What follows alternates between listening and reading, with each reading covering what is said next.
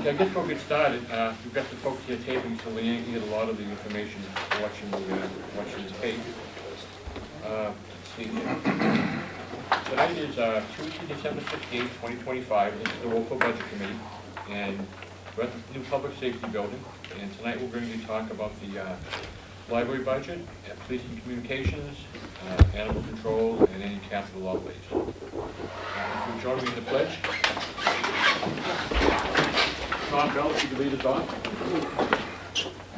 I pledge allegiance to the flag of the United States of America and to the republic for which it stands, one nation, under God, indivisible, with liberty and justice for all. I know. Need a flag there. Yeah. Jim, do you have anything we need to address before we start? Not before we start, Mr. Chairman. Okay. Is there any public comment from anyone? Okay, seeing none, we'll move on. And Mr. Chair, I have a quick statement to make. yes, sir. I just want to apologize on the record to you. You made a phone call to me during a training session. I said I would get back to you, and here we are. So That's I okay. You're getting back to him now. Yeah. Not getting back to you. Too bad that I was figured 3 I'd weeks see you ago. anyway. Thank you. I know, but it's just a couple of days ago. I appreciate that, Chief. Thank you so much. I want to thank the folks in the library, and I want to thank the Friends of the Library for all they do to help with the budget and the work and all the volunteerism that you folks do. Anything you want to talk to us about before we start going through your budget, or? I'd like to, can I distribute something? Certainly. Okay, so, thank you. These are the statistics, they're only for the first 3 quarters, we're a little shy of the first 3 quarters. Okay.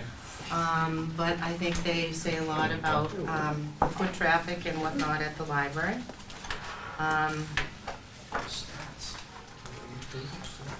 If you have any particular questions, I'd be more than happy to answer them. Would that get started? Got a pretty good increase on the visits, huh, from last year. Been growing every year. We've been growing every year. We've been pushing our programs, our Libby and Hoopla, for those of you who aren't familiar, which are our online services for audiobooks and ebooks, are escalating and continue to do so every month. We're still seeing increases with attendance even after the summer has left us. However, unfortunately, I did not have the numbers to include in here, but by the end of December, we'll have that last quarter to share with the town. How's the new solar working out? I'm sorry? How's the new solar working out? I was just saying, it's been great. We've been producing like crazy till 2 weeks ago. So right now, we're at 0. Okay. But it was a non-event. Okay. Any other questions before we jump into the budget? Anybody? Okay, seeing none, let's move into the 100 series, which is the 100 and 200 the salary and benefits, not including the insurance. You seem to have a pretty good change upwards on the salary and the benefits. Can you explain what that's all about? Yes, so we had some turnover in our full-time positions, and to remain competitive in the market, we had to look at salaries for our youth services position. We also just disbanded 2 positions. We let go of 2 25-hour part-time positions in order to bring in a full-time circulation person, which was voted on by the trustees due to the fact that our circulation desk was woefully understaffed, and we needed to have a full-time person out there. Okay, so is that a new full-time position? It is, but it was, we let go 2 part-time positions in order to reorganize.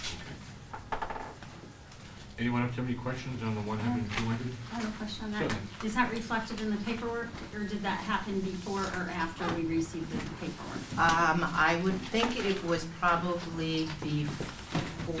You probably do not reflect that in your Okay.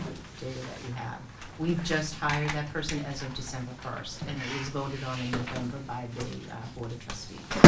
Sam, are we gonna get numbers on that so we can see what those new numbers are then, if that's switching over? Allison, isn't that accounted for with the unknown named person to go from 25 to 35 hours? Yes, it's open here, but it's not compiled differently. I'm not sure if it would be a reorganization of this chart or just an explanation that I was just giving about the other individual no longer with the library. Jim, what do you have for 2026 number in your book? For the 100 series total, Yeah, for the salary and benefits plus insurance. 525,730, salary and benefits less insurance, 100 series, 446,516, and 200 series, 79,214. Does everyone have that in there? Yeah. And that's the, Suzanne? okay. Yeah, I'm just curious, how many volunteers do you have on? We don't bring volunteers onto other staff. They volunteer in the library, you mean?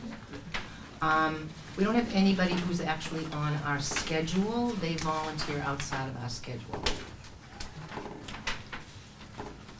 Is that what you're asking me? Do we have actually people filling at the circulation desk? No. Right. I'm looking at a big difference in the number between the department head budget and the select board approved budget on the specifically line 114, hourly wages.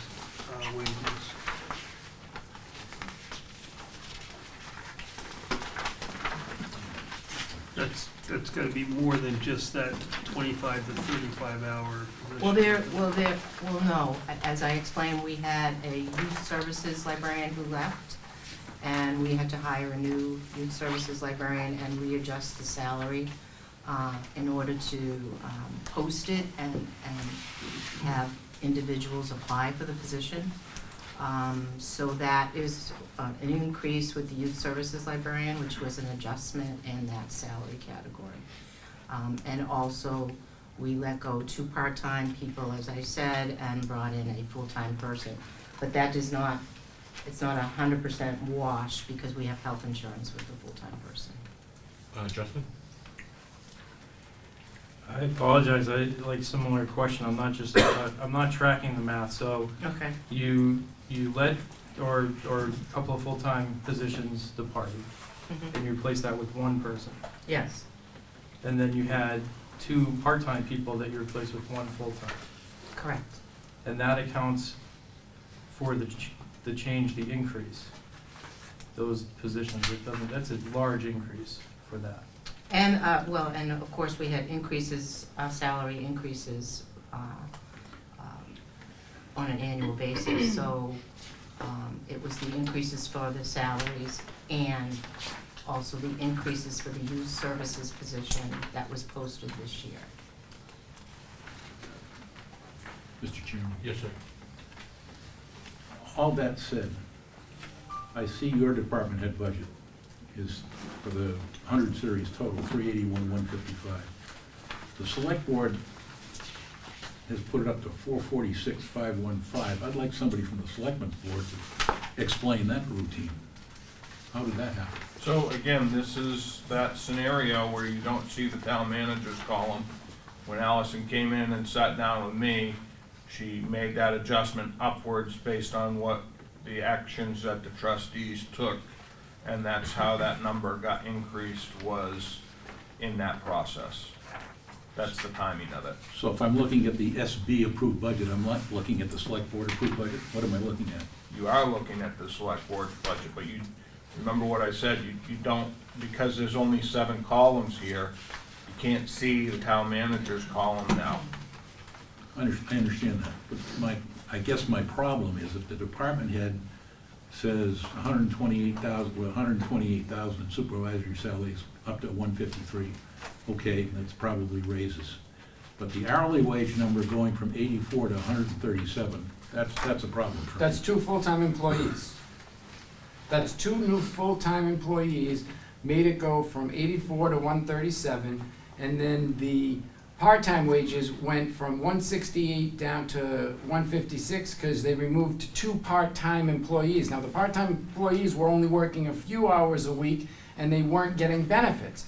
So you change that to the 2 new full-time employees, one that they hired and then for another position, one that they hired to replace those 2 part-time circulations, and you add benefits and everything onto them, that's where you get that increased number.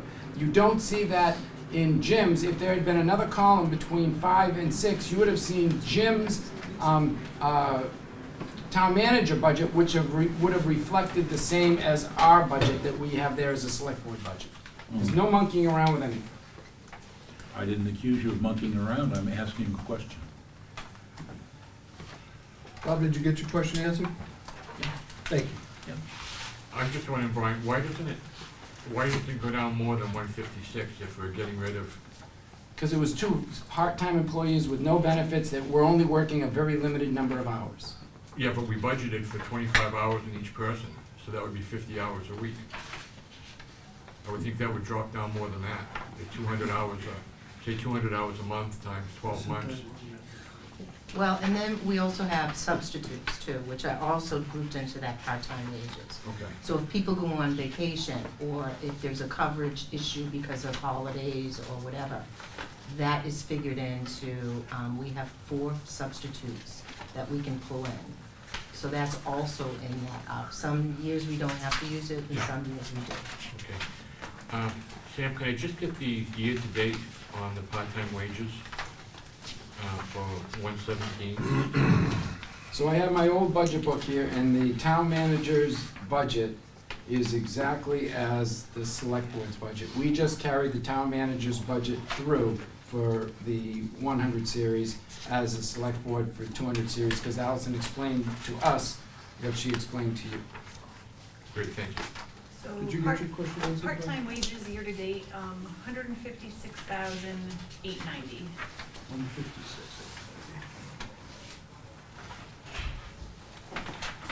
Thank you. Any other questions on the 100 or 200 series? Okay, let's move on to the 300 series, which includes the audit services, legal communications, medical services, custodial services, and outside services.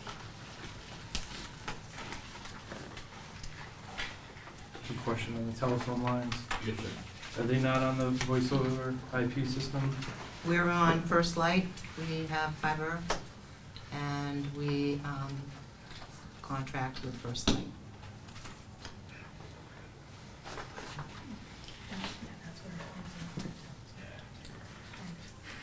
Can I ask a question? Of course.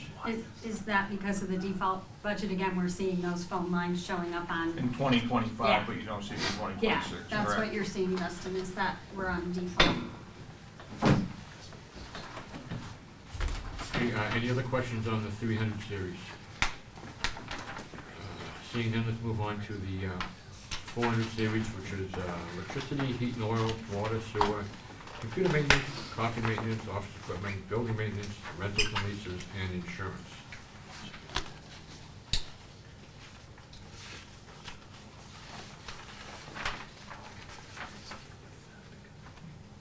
I just have a curiosity question. Yes, sir.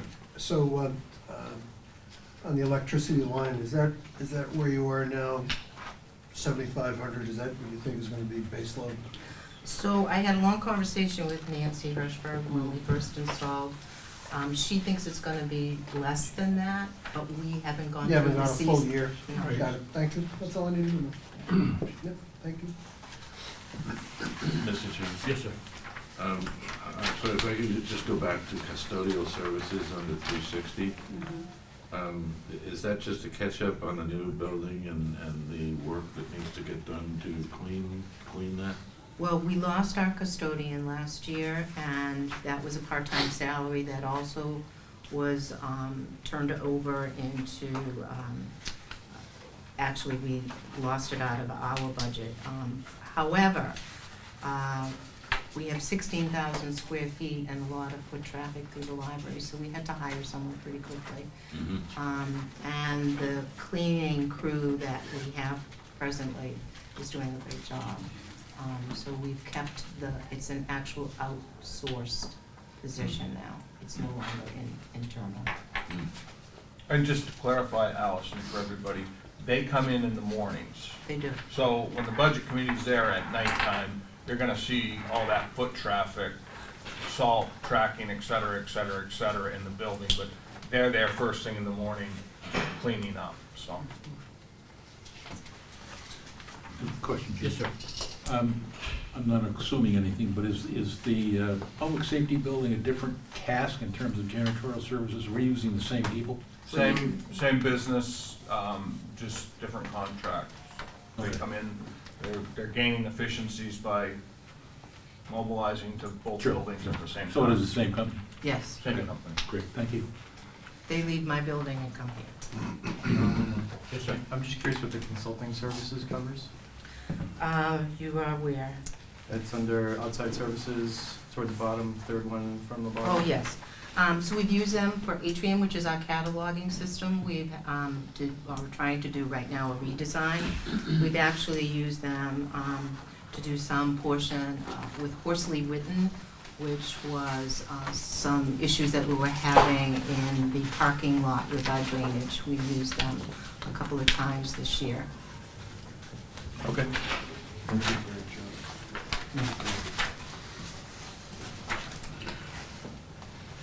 Okay, let's move on to the 500 series, which includes dues and subscriptions and also advertising.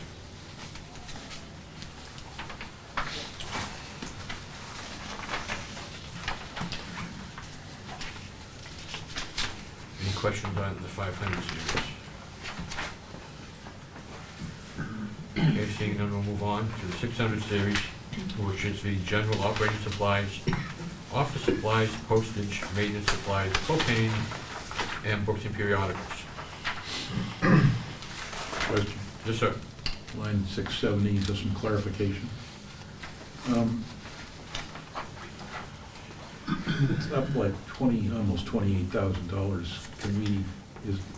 Is there any one particular thing that's causing the problem? There's a lot of factors.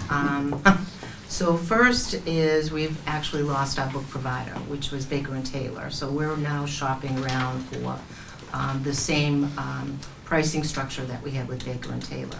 In the meantime, we've been using Amazon, the giant, and we're trying desperately to look for something that is more, or at least a little bit better in pricing.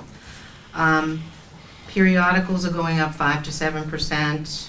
Publishers are looking at 5 to 10%. We also have issues with printing and tariffs that have been imposed in regard to paper products and ink.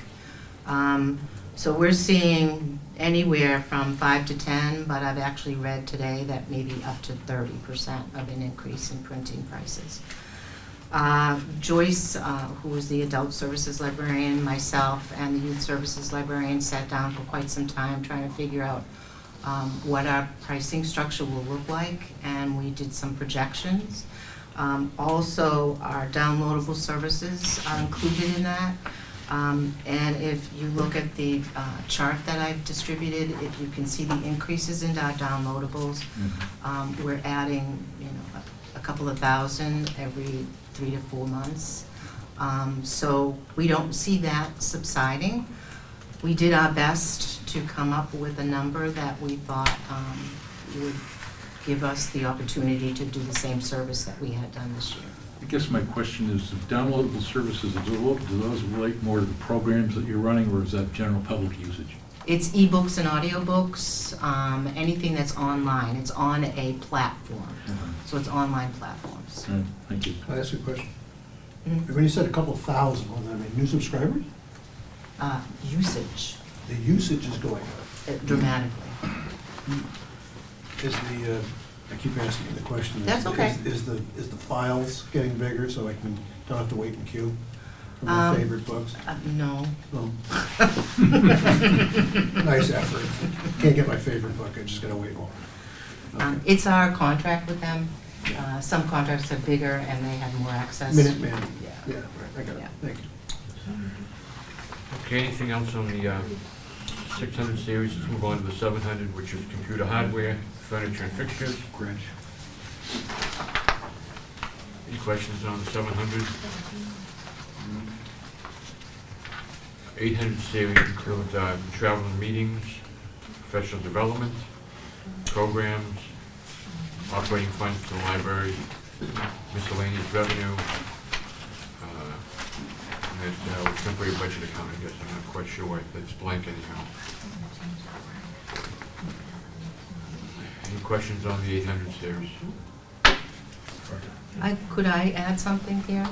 I would like to add that the Friends, which of course you had alluded to, which I can't thank enough, they came through and actually awarded us $10,000 for books and periodicals this year, Oh, nice. and $5,000 for programs. So we actually factored that in because I'll be using that money to cash out for December 31st. Okay, so is that money included in the numbers that we have here? No, Can we subtract that from the numbers that we have here? no. No.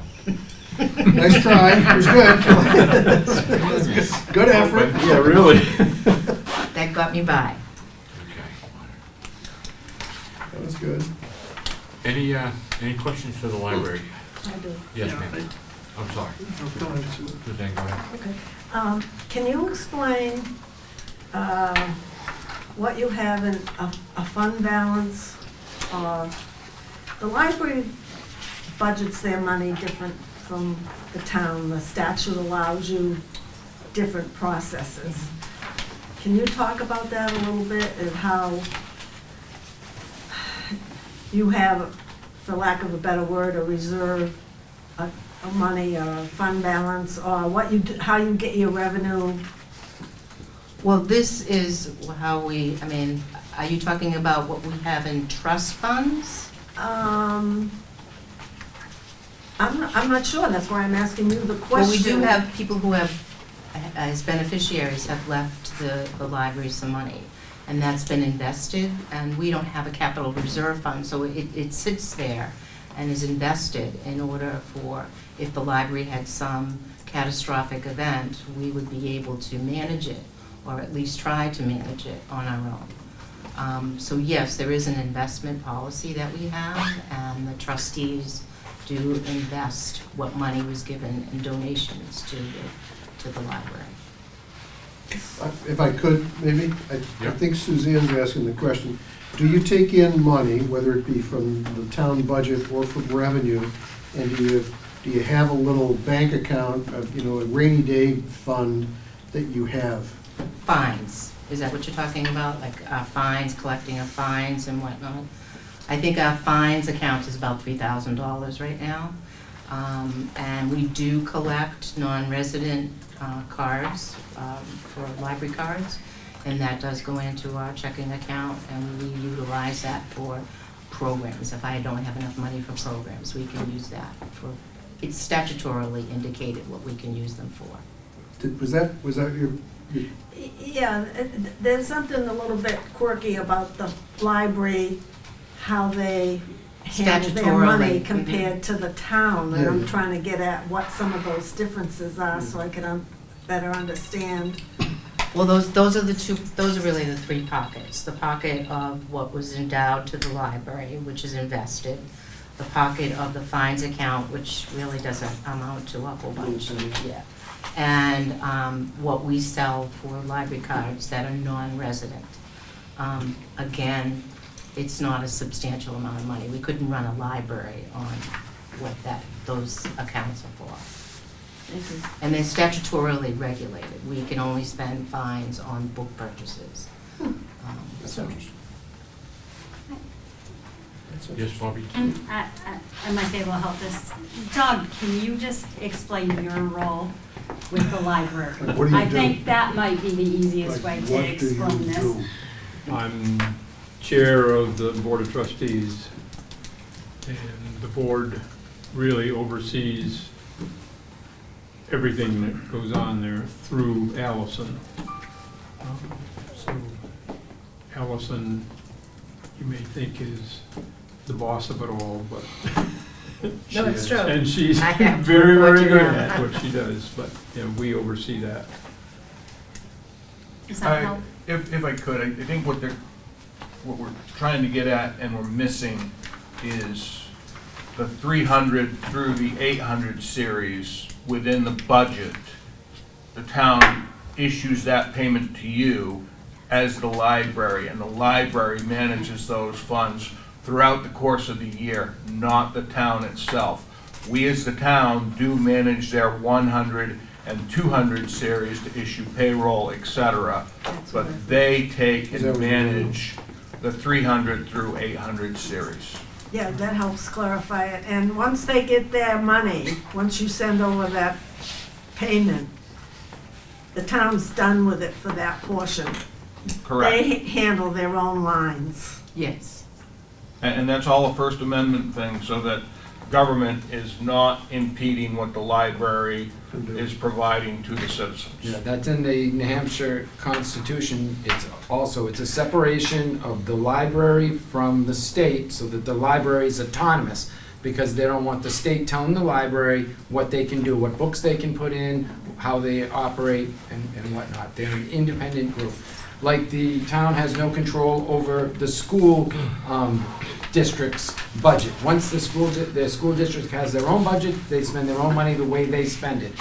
We don't have any control over education spending either. Okay, any questions? Yes, Bob. Just one quick question. So from a monthly expenditure, monthly revenue point of view, the reports that we get, do they include the library? I haven't got one in front of me, so I'm just... Yes, Allison sends over a monthly kind of expense report of what they spent on each line. Oh, okay. So And we, then the so we finance office. do get the feedback on actuals. Correct. Thank you. There are checks and balances. They have an independent audit as well, Yeah. under us. All right, thank you. Brian? And I think you touched on it earlier, but going back to the hourly wage line Mhm. and the large jump, how do you, what do you expect to gain, or how do you justify to the voters that this restructuring of these positions is going to benefit the library or the services that it offers? Well, to be perfectly frank, I mean, we do have so much foot traffic through the library that having somebody at the circulation desk was something that I think is applauded by most library users. It gives some continuity. It was really, that for me was really important, was continuity out at the circulation desk. Somebody who's managing all of those services. So yes, I do realize it's a tough nut, I do. But I have to actually perform the services that I believe that I'm responsible for. And I think it was a reasonable movement to get rid of 2 positions that were part-time and bring in a full-time position. I tried to do it in a way that was mindful that you know, it was a tough year, that I needed to reorganize and not just hire a new individual. Justin? I hate to be the bad guy here. It's, everybody loves the library, but looking at the holistic budget, I don't have this off the top of my head here, but anecdotally, I mean, you're at 18.1 on just the operations increase, and that's anecdotally higher than every other budget, I think. So, similar to Brian's question, I mean, it, and now learning that the trustees manage it, I mean, if we were to have a cut there, you know, I know I'm putting you on the spot, but would you be able to operate, like what would the detriment be to say, you know, cut that down to 10% from 18? What would the literal effects be? So I do want to speak to that, because if you really think about it, it's $31,000. I mean, I know it sounds like 18% is huge, but my budget was not huge to begin with. I don't think that that's unreasonable for us. You know, we have not received any increases in the last, it would be 3 years. So I don't feel as though that's an unreasonable ask, especially what I'm looking at for our inflation for our periodicals and our books. If I had to cut, I would cut one of the downloadable services, because it's an automatic, I know exactly how much I need to cut. There would be clamor. Question. So I'm just curious, I know that you've added in the large print section, and I know that you've, in a lot of ways, are restructuring our library to meet the needs of our town. I know that we have ADA access in there now. We're making it so people can come in and grab a cart to get around the library, and you're doing things like chair yoga and We are. other things. So we're providing more than our library services now. We're providing almost recreation for our community too, and we're using those rooms in other ways. I know that people have gotten together there, and they're getting together and doing quilting and other things. So of this budget and sort of adding that personnel, how much do you think has gone and exceeded now the library services, where you're actually bridging off into being a community partner for recreation and leisure and those activities too? Correct. So the ADA compliant, those were all grant related. I Great. applied for grants from the American Library Association, so that was all paid for by grants. We are committed and to continue writing grants. I just wrote a grant for $20,000 for the American Library Association. So we're trying to get more funding through what I think is a doable cause, which is grant writing.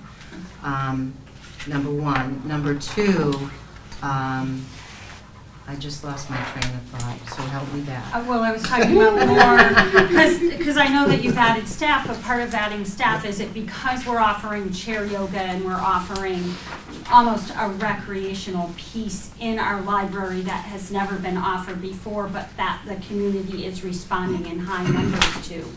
That, I guess that's my question when we're discussing staff. I understand. So I believe that libraries are morphing. We're no longer just books on the shelf. Programming is a key element to education. I believe that that's really part of our mission statement, is to support the recreation and educational components of our citizens here in Wolfeboro.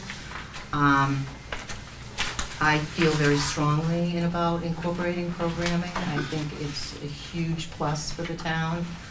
We're doing more and more with the young adults. We just had the Kingswood Youth Center coming over to do programs with us.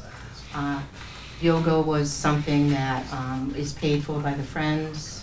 They felt as though it was very important for our senior community. I just feel very strongly, and so does the staff, that programming goes hand in hand with the library. And Allison, when I came and I sat with you, we were going through, looking through the book for holes, openings for other groups to be in, and you're pretty solid booked. We are. That's another thing too, is we have really great conference rooms that technology supported. So if you really need to do a presentation, the library is your best bet, because we do have the capability in every conference room to give you technology support. So we see a lot of foot traffic for just conference rooms alone. John? Is there an opportunity to somehow share the $33,051 of custodial with the people of the users? I mean, that's a big number, and if you've got people coming in using the facilities, is there a commensurate contribution by them to help defray the costs of what they're using?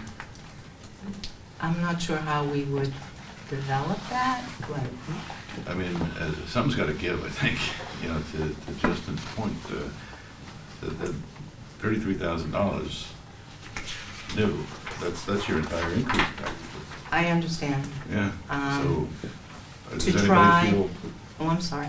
does anybody else feel? The, if I may, Yes, sir.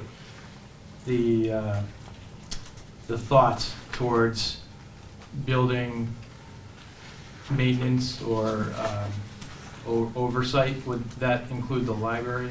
I know that's in infancy, right? I don't mean to put you on the spot, but it would include the library? So, based on the MOU between the Board of Selectmen and the library trustees, the library is responsible for the interior of the library. But if we got to that point where we were doing a collaborative project for janitorial services, I think that conversation would take place. The other thing I would remind you of is this was in last year's budget. And it got cut as a result of the default. So there, yes, Justin, and this is a very similar ask to what was asked last year. Yes. So I would ask everybody to go on to the 2026 five-year average actuals, page 3, and look at the grand total.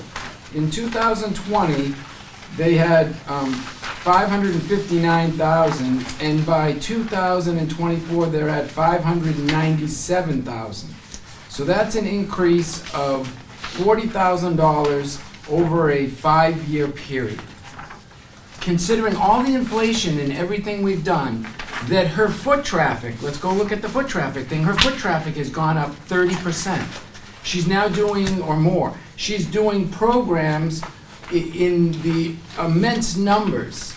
She has, you have to schedule out, you know, in advance to have any, they play bridge there, they play, what's that? Mahjong. Mahjong. They have yoga, they have everything. Really, $9,000 a year? I mean, and we should be so lucky that a facility that gets rebuilt becomes popular and is used in the town instead of sitting vacant. Everybody that I talked to thought when we were building a new library, nobody uses libraries anymore. Well, look at what we've done. So I think it's a reasonable price. What do you have for open positions right now? Any part-time open positions? No. Yes, sir. Go ahead. Anybody How do you want to track the foot- EMT or paramedic? How do you track the foot traffic? Do you have a We have a counter counter. on the floor? And we divide it by 2.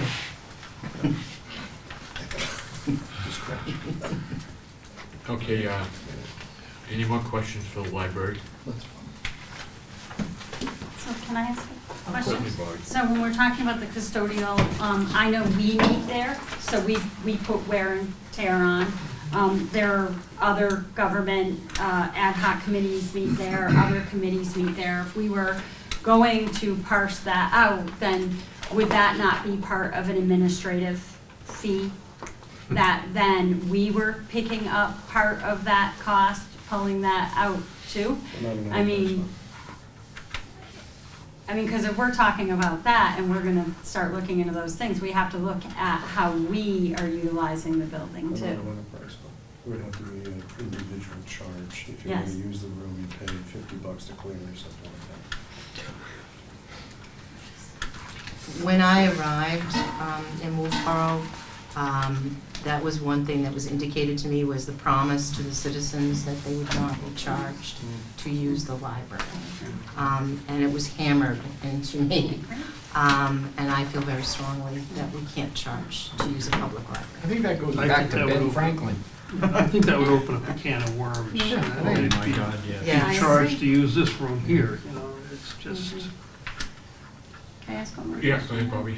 So, the library is also now a warming center and It a is. cooling center, and how often do you have to add staff to make sure that we have staff there longer hours, or we're open a little more to use it in cases of emergencies? It hasn't happened often. Okay, If it does, we absorb the pricing. of Which is anybody. reflected in all of this. It's just, yeah, I mean, we didn't parcel it Yep, out. okay. But I usually have 2 people stay with me. It has not posed a problem at all. And if it were a long-scale event, and there was a disaster declared, we would track the time and put in for reimbursement through the federal government for that as well.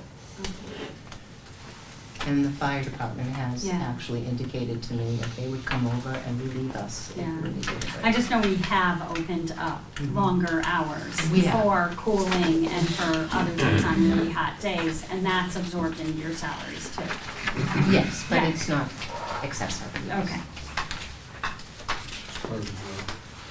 Can I just ask you, I'd like to see like a chart that shows how many employees from 2024 to 2025 compared to what it's gonna be like in 2026. I don't need the names or anything like that, but just the number of employees Sure. and how many hours that they work. Oh, sure. Okay, any other questions for the folks from the library? Seeing none, thank you for coming in, folks. Thank you very If you much. could just get that to us before maybe the 30th of this month. And you just want a listing of our employees, part-time, full-time, Yeah, compared and to how many hours? 2025 to what it's gonna be like in 2026. Yep. no Thank you so problem. much. Sure, thank you. Thank you. Okay, let's see if we can find the police department. Hi, Doug. You well? You too, man. Nice to see you. Keep her in charge. That's very smart. So, the police department budget, really need to give a lot of credit to the department. They have taken and come forward with a very responsible budget. They've worked with us when we needed to make some cuts, as recommended by the Board of Selectmen. The challenge within this entire budget is really the importance of 2 police vehicles. The Board of Selectmen, myself, and the chief feel very strongly that we need to replace 2 police vehicles at a minimum. Therefore, it got put into the budget. The fact being that they've been voted down the past 2 years. If we put it out as a warrant article again in 2026 and it gets voted down, the no means no provision kicks in. And honestly, right now, today, if it was in the budget, we would be in a position to be able to buy these guys a cruiser. The fact is, we put it out to warrant, the voters said no. No means no. We have the money, but we can't buy them a vehicle. So that's why that's in here. I know that I did speak to you previously, and I did inform the chief about that conversation, that if, you know, everything were perfect, what my vision for that would be. But at the end of the day, I think this is a very, very responsible budget. And the only challenge in this budget really is the police vehicles. They have restructured their administrative staff, tried to put more people on the road. Therefore, you see a reduction in that administrative staff. I put a spreadsheet in here that shows you the balance of all of the labor, based on the fact that last year we didn't have it in the contract, and we had 2 collective bargaining agreements approved. So that shows that increase. The chief will be able to answer any questions in conjunction with the captain about the budget, but I'd like to thank him personally and professionally for bringing forward a very good budget. Thank you.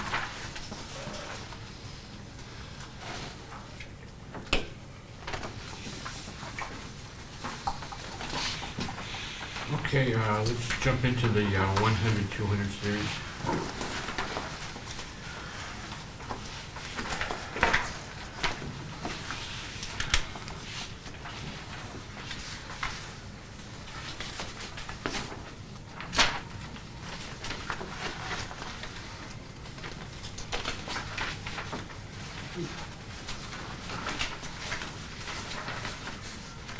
So are we at full staff now, chief?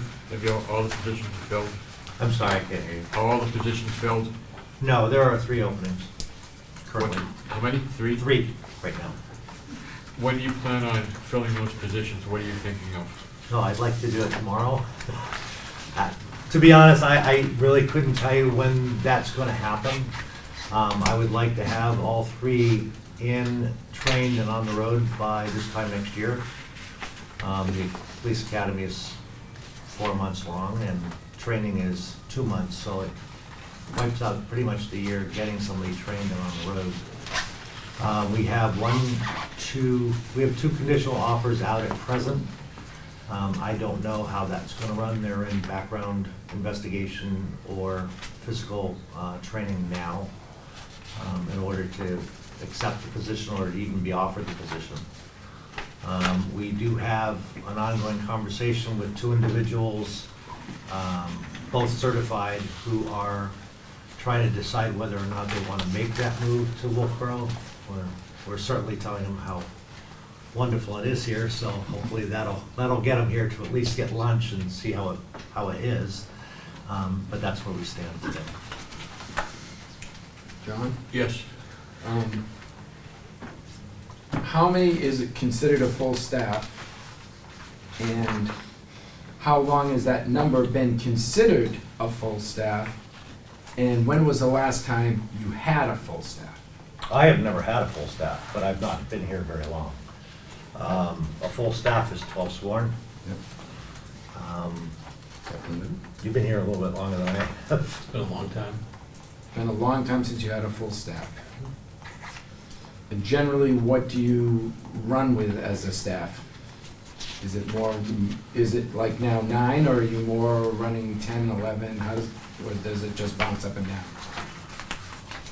It's hard to say. It's not 8, 9, 10, 11, and then back down. I mean, and I think nationally you find that is the trend right now.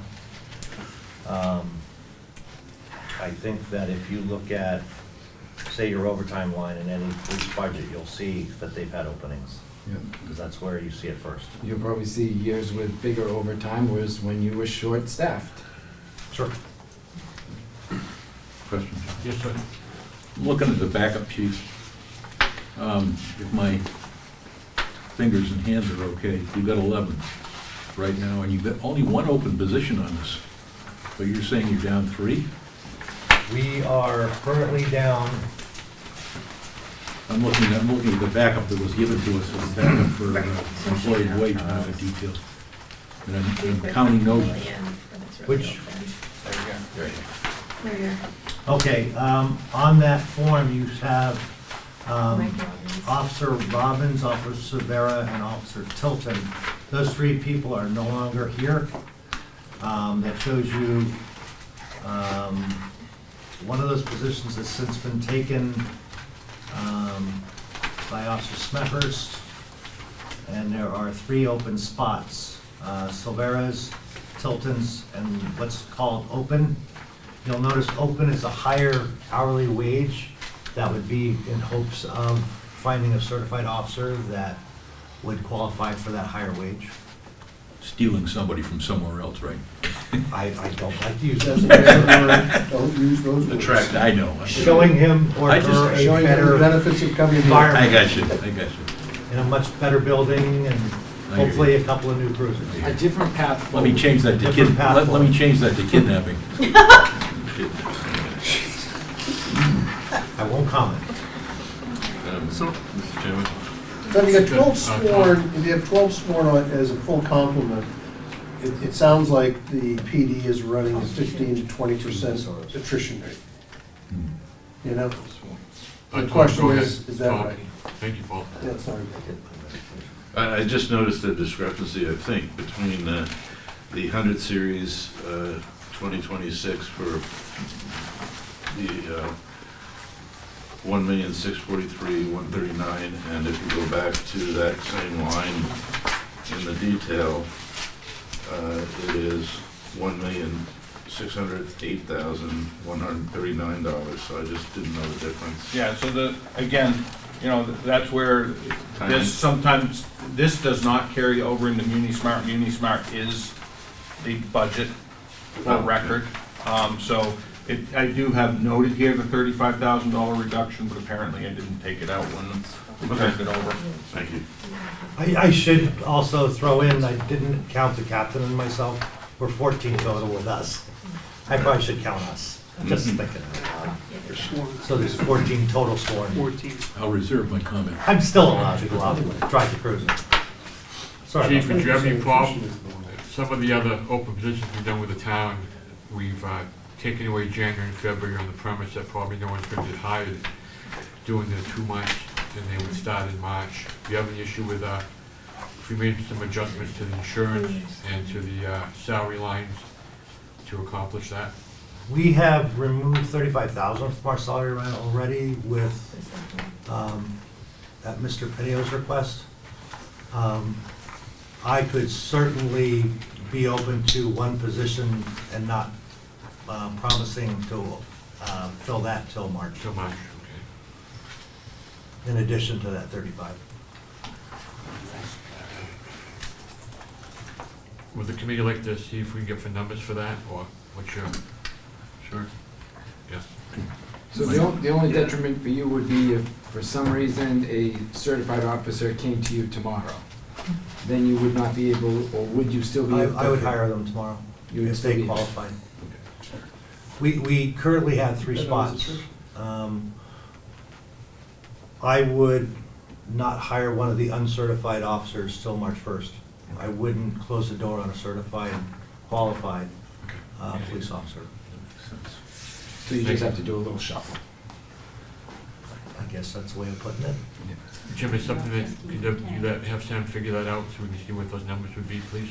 Yeah, I mean, if you look at the payroll of the officers, and if you were to pick an officer to $29.15 an hour for that 13 weeks, that's $15,158. That is Pretty close.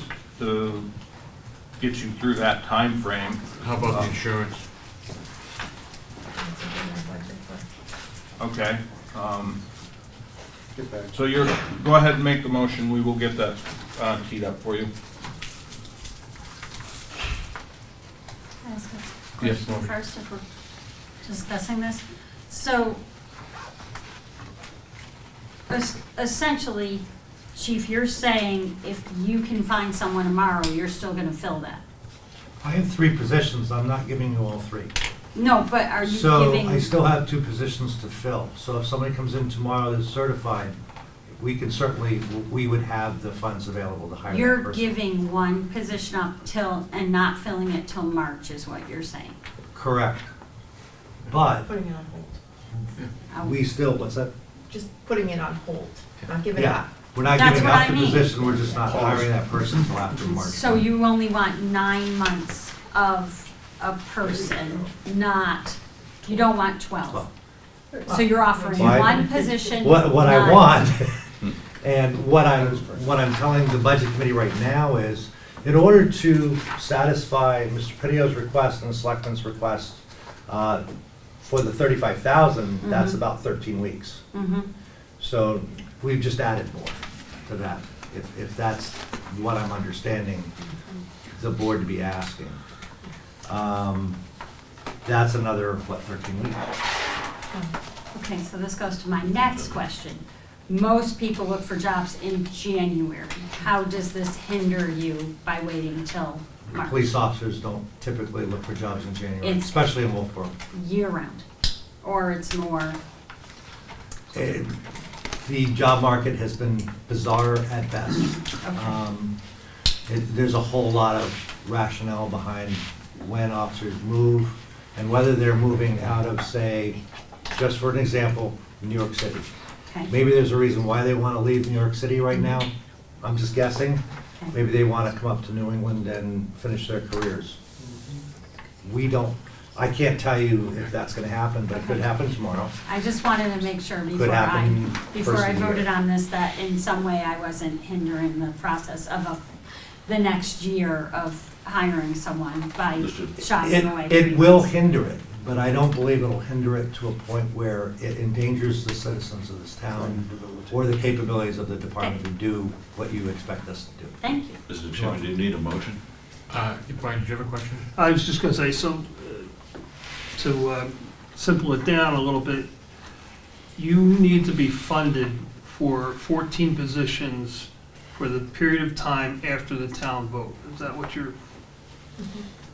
Yes, for lack of a whole lot more getting involved in it. We are walking in here with the understanding that we will not be because of the 35,000. That was already removed. That's actually 13 weeks for 2 positions that are open out of the 3, right? So that's the certified and the uncertified if I want to do quick math and make it easy on myself.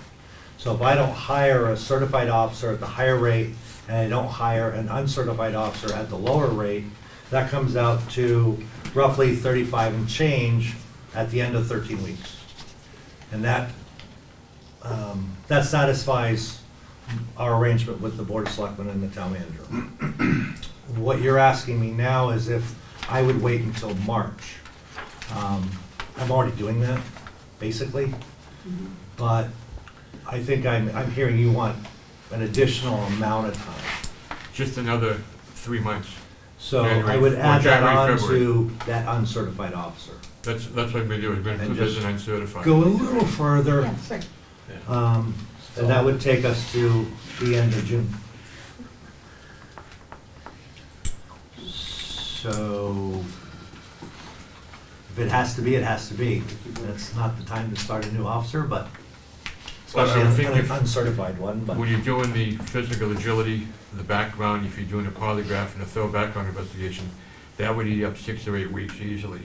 We wouldn't have them hired yet. Well, I know, but even once you're gonna do that before you hire them, aren't you? Correct. So that would eat up, that would bring you probably till the middle of February anyhow, to do that. Yes, that's fair. Okay, any other discussion? Tom, did you want to make the motion or me to make it? Go ahead. Thank you. The motion is to remove from January 1st to March 1st, the money for and insurance for an uncertified officer. So how many weeks? When does the budget, when do we? 13. Yeah, 13. Yeah, 13. And is there a second? Second. Okay. Any further discussion? Seeing none, Leanne, if you can do a roll call vote, please. Bobby Beckman? Of people before me now. Oh, right, sorry. Tom Bell? Yes. Bob Mulholland? Yes. Bobby Beckman? Yes. Susan, oh no, John McDonald. Yes, please. Susan Ryan? Yes. Yes. Brown? Bob Loman? Brian Black? Yes. Bob Loman? Abstain. Brian Black? Yes. And Brian Boucher? No. Okay, so how many are there actually? 9 yes. Okay, so it's 8-1, no, 8-0-1, no, 8, I'm sorry, 8-1-1. 7-1-1-1. Yeah. 7-1-1. 711. And we'll find out what that amount is. I'll Yeah. have that for you for the 30th. That's our next meeting, right? Is that our next meeting? I'll have it for you on the 30th. 30th. anyway. Thank you, is the sir. next I may change my abstention to that. Okay. Chief, thank you for coming up with that, I appreciate it. I just got one other question. When we did that warrant article that established the fund, are you using any of that money to pay the guys for the details? Oh, yeah, it pays it out, yeah. So that it's not not in your overtime budget? Okay. Details are not, no. Okay, so all that, when someone puts in the 4 hours, you pay them out of that, what I think this Detail 34,000. revolving account. Yeah, okay, good, thank you. And that's where the extra money comes from, that's how Okay. it does that. No, it's the. Okay, any questions on the 100, 200?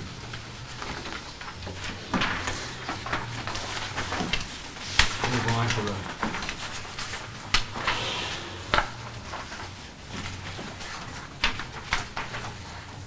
Let's see. 300 series, which is legal communications, outside services, and outside service vehicle maintenance. Any questions on the 300 series? The cell phones, does everyone have a cell phone? Yes. And the outside maintenance, is that for tires? Like what is not done? That's the 381.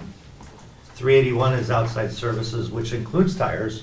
It also includes service that we can't have done at the highway garage or within the town structure. That might include Ford Motor Company, Tesla, 603 front end alignment.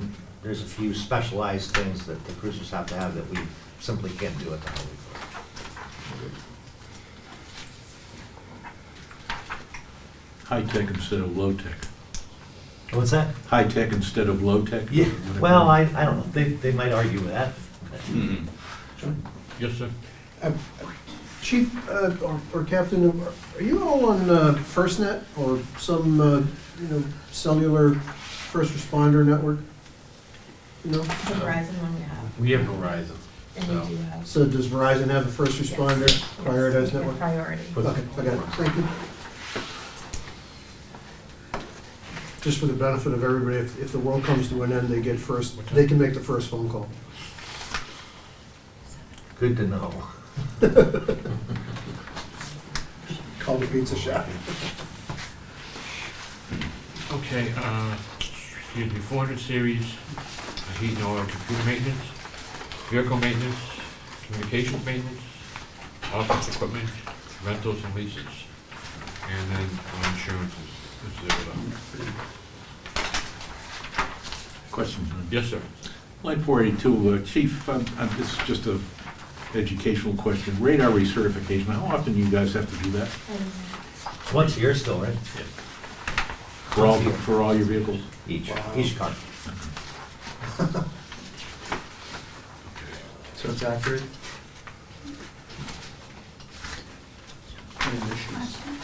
Yes, Bonnie. There's actually a huge jump from that 43 going down in that category, down to the 27. Just because the default budget, again, we're talking all of these lines going from the 300 series, 400 series. If we're looking at the 5-year totals, these numbers are actually going down significantly based on what we were given. I was given in 2024 actuals for the 400 series as 43,000 versus now I'm looking at that 27. What is the big discrepancy? I think generally a couple things have happened since my tenure began. Number one, I think the term is reimagined. I've restructured some things that made a little bit more sense. You'll notice that, for example, we've moved some things from the communications budget to the police budget and vice versa, because it made more sense to be where it was. And there's some things that, what's that? We canceled services. Yeah, and there's certainly some cancellations of things that were happening prior to my arrival that I didn't see the need for. Question. It's line 435. I guess my question is, if we're in year 3 of 5, and then it says new lease in the backup I'm talking, is it majorly, can you address that, please? What's happening? You want to handle it?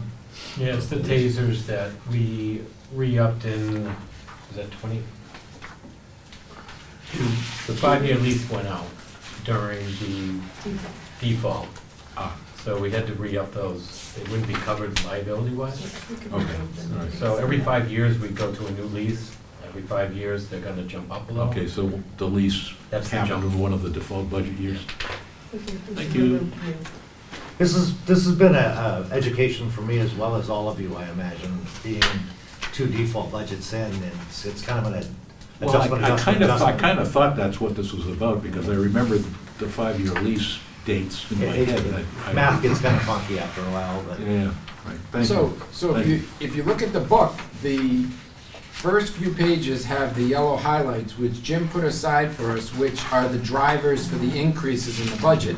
And then you can use that as reference for when you look at the regular series with all the individual numbers, and it gives you a heads up of what's happening. Then you go to the 5-year average, and that shows you, of course, the total for each year for a bottom line from a $30,000 view. So it's nice to use all three, and Jim did a great job this year breaking it up. So these are, in the highlighted ones in yellow are the drivers. The cameras, we own the body cameras, Yes.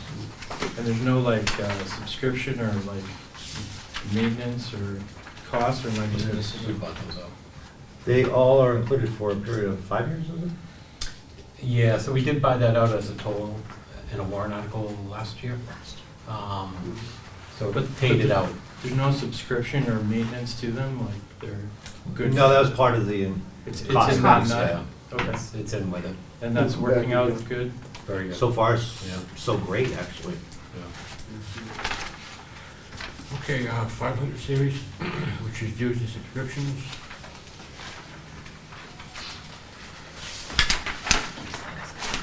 Now the 600 series. 610, I just don't know general, but I mean, that's just regular operating expenses, day-to-day, gloves perhaps, stuff like that.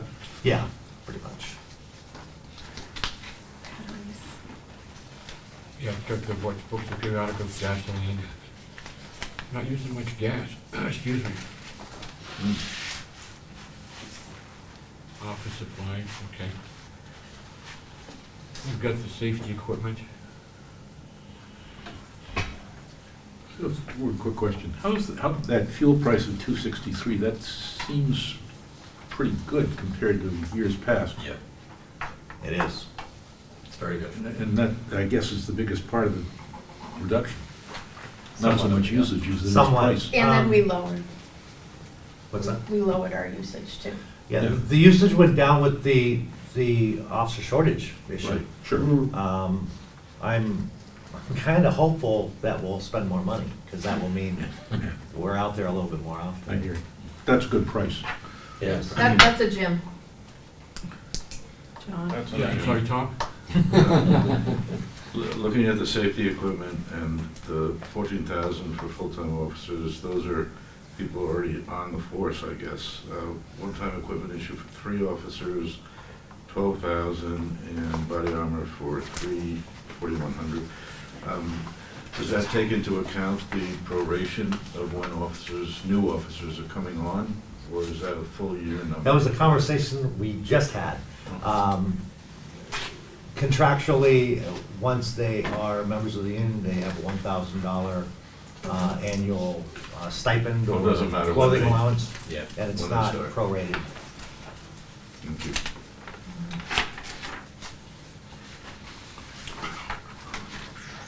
Okay, 700 series, which is computer hardware, machine and equipment, furniture and fixtures, and vehicles. Chief, I'd ask you to explore, at one point we used to lease cruisers. Did you find any information on that? I found a lot of different information, and I did get your message, so I gathered things together to address that. This whole cruiser conversation has been quite a long one. I don't think in my career, and I know there's several others that have been in law enforcement, I've never seen it so difficult to replace cruisers before. I understand financials and struggles and taxes, but the cruiser situation is poor. And I know that the budget committee was totally in support of the cruisers last year as it was the year before, and I appreciate that. The cruiser strength in this department was 11. We're now at 8, and we have a car with over 150-something thousand miles on it as one of our line cars. That's unacceptable, and I think we all agree to that. So how do we replace them? And the conversation has gone from 1 car to 2 cars to 4 cars. In 2016, this town got into a lease. They got into a 4-part lease where they leased 4 vehicles, 3 of which are still on the road, one of which is that one with 150-something thousand that you drive. And I don't know, and our town mechanic doesn't believe that that car is going to make it here, safety-wise. Is that a sneeze? Yes. Bless you. So we have to figure out how we're replacing these at a less of an impact to the taxpayer. And that's, I think, as you see in my budget, that's my interest as well. We've looked at a lease for 4 more vehicles. We've looked at leasing 2 vehicles. We've looked at purchasing 2 warrant articles, operating budget, all sorts of different scenarios, and there's been quite a few hours put into these conversations. We don't know how the town is going to vote. But as Jim stated at the onset, if the town votes no on a warrant, no's no. And regardless of whether we can raise money because we've lost another car and we're in trouble, we can't buy a car if the town says no on a warrant, which is why it ended up in the operating. Now, to get to your question about leasing, the town I came from, which is a smaller town, used to buy a car a year, and they got into that. Here's where, in my humble opinion, Wolfeboro made their error. They decided they were gonna lease 4, and they must have had a plan, you folks were probably involved or knew about it, of what you were gonna do with those cars, or how long you were gonna keep them, or how you're gonna replace them. As it stands right now, there's no plan. They just are going to die. You've bought a couple since then, singles, but that doesn't do anything with those 4 cars that are all slowly going to their death, and we're not replacing them. So one of the thought process was lease 4 cars. You've done it in 2016, do it now. And in 4 years, you lease 4 more. And 4 years after that, you lease 4 more. What that will do is, it will, in essence, you're buying a car a year. But you're getting those 4 cars at a time, at the rate of those cars at the time. You're managing the mileage. The mileage is still gonna go up on whatever you're driving, whether it's a new car or whether it's a 4-year-old, 8-year-old, 10-year-old car. So they're safer, they're cheaper to run. I think we'll realize a lessened mechanical cost over a period of time. And that fee, just so you have all those numbers to consider, the lease went to 4 vehicles, right? And that ended up to be around that number a year, right? 76,891. Now, that is at a 7.09% lease. And that's the rates, folks, and they're crazy. That's per year. But that's every year, you're paying that for 4 years, for 4 cars. And that's fully outfitted. The outfitting cost is with it. The comparable, or the buyout thing, to buy 2 cars this year is 138,902. 138,902. Cash. Cash. So there's no, obviously, there's no percent. But then, I don't know why I wouldn't ask for 2 cars next year. Or at least the year after at the very latest. Because you still have those other cars. And I don't know if that's gonna be 138,902, but I'm guessing not. Usually it's about 3 to 5% increase. Except this year, I just did very good, and I actually got my, a new car for $2,500 less down on the lease and $10 a month less payment, with 15,000 miles instead of 12,000 miles. So it depends on where the car industry is too at the time. You can get reductions and stuff like that. Digging up some old trenches, we, back 2 or 3 years ago, had kind of established a position at 1 car a year kind of program. And I guess my question is, assuming that we do this, let's just go with what we have. We go with this 2 police vehicles in the upcoming budget, and it works, and the budget passes, and everybody claps their hands and all that good stuff. Are you guys then prepared to do a 1-car-a-year program and stick with it? At what point? Next year? Yeah. Buy another car and then another car? Yeah, I guess, I mean, when would you be on a 1-car, when would you like, when can we get on this 1-car-a-year thing that we started on way back when and kind of got away from it? Okay.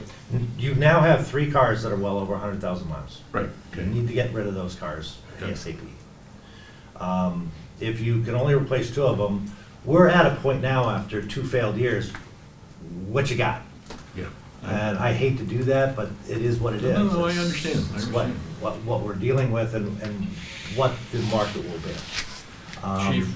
At that point, I think that it would probably behoove the town to at least go for a car the following year, because in the meantime, in those 2 years, those other cars are climbing as well. Yeah. I will probably be sitting down with this guy and saying, I need 2 more cars. You need what? I'll need 2 more cars, bless you. And that's just the simple truth of the After matter. I these don't 2. wanna, After these 2. 2. Okay. Because you're gonna have to get into that line where these other cars, and I think Well, we tend to that's my question. forget. That's my question. So Those. 2 26, 2 27, then we go into one replacement? I think you should be able to do that. Okay, that's my question. Okay. Chief, how much is it to lease 2 cars this year? Do you have that number? Is it half the 76,000? I don't have that number, but I don't think it's far off that number, because I believe the finance rate's the same. 7%? But we'll be under, 709. it'll be a little more because we're only gonna buy 2 cars, right? Yeah, I Just depending how many years you do it too. What, is this 4 years? this is 4. Yeah, this is 4 years. Jim, if we did the lease and say one of the cars broke down, couldn't use it anymore, and they had the money in the budget, could they go and lease a new car for that on top of the 2? If they had the So money? there's a couple of things that we gotta be cognizant of right now. Yeah. If we're sitting here talking about going into leases, I need to know that sooner than later, because it's a known lease, therefore it needs to go to the selectmen to be put on the warrant for the voters to consider. Okay. Warren? Yeah. Because it's a new contract. Because it's a known lease. Yeah, It's a year. commitment. If we go forward and we do whatever we do with the cruisers, and he has a police vehicle that dies on him throughout the course of the year, he can either come to the board, if he's got the money, and say, this is an unknown item, I would like to lease another vehicle. The board, under statute, does have the authority to enter into a lease for that type of a provision. Or, if he's got the money, he can buy it outright. John? Yes, sir. So Brian, you're gonna have to keep me honest. I know it'll be hard. So this afternoon, we had a conversation with the ambulance folks, right in this room. And there was a bid by them to lease an ambulance, right? And what was the number of the ambulance? If you go to 5 It years, has to go up as 60% then plurality. it's a 60% supermajority vote on the. Correct. No, but hang The on, town meeting. so let me walk them through it, so back it up. You go to a 5-year lease, it's a 60% vote on the voters, all right? That's issue number 1, whether it's a problem or not. A 5-year lease on, what was the cash capital for that ambulance? 80 grand? 90 grand? Can't remember. Anyways, what we looked at, I think it was 90, so let's assume it's a couple of your, 1.5 of your cars. What was the lease cost? And they were only at In 5 years, it was $84,000. And they're only at 5%. In interest, at 5%. They were only at 5%. So it would look good, my word, optically, but the voter's gonna be picking up the tab on that lease. At least if we did the ambulance, it'd be 84 grand rather than just plunking down the cash up front. And you gotta take it, if it's a 5-year lease, you gotta take it to a 3/5 majority of the voters. That's probably why you only do a 4-year lease. Maybe. I might want to give you a couple numbers just based on that to help you. It appears to be 1,000 a point on this. for 1,000 a 4 years. point? So it's about 7,000 per unit, or Per per year? year for 4 units. Does that make sense? Yeah. That's one ambulance though, right? Yeah. Not 4. No, but that Just one wanna make sure that we're- one ambulance was we're 900 apples and oranges are in our that- right That one places. ambulance was $900,000 or something like that. Go ahead, Justin. I just wanted, so we're comparing apples to apples, the purchase price includes the upfitting also? Yes. Yes. Okay. Yeah, the purchase price I have right now is really close.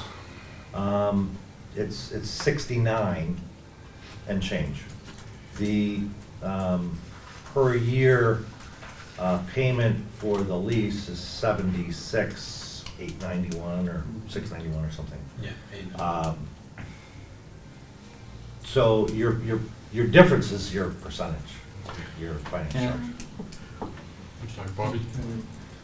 I just have a question. At the end of the 4 years, what happens to the cars? There you go. They Disappear. try to get to wherever. I would like to see them go for 8 years. So on what I was talking about earlier, about every 4, is you lease for 4, they last for 8. In the middle of that 8, you're leasing 4 to last 8, so you're always skipping over. So right now, though, do we have, how old is our oldest car that is on the road? 2016. We have a 2016. We have 3 2016s. And if we had leased those, would we have those cars right now? We did lease them. We did lease them. So, Those we lease. a lease, at That's the what end of I'm the lease, asking. we own it. Yeah. It doesn't go back as Yeah. Okay. we own it. It's That's just what a I'm funding This mechanism, is and it's called a capital lease Yeah. under statute. This is a lease to own.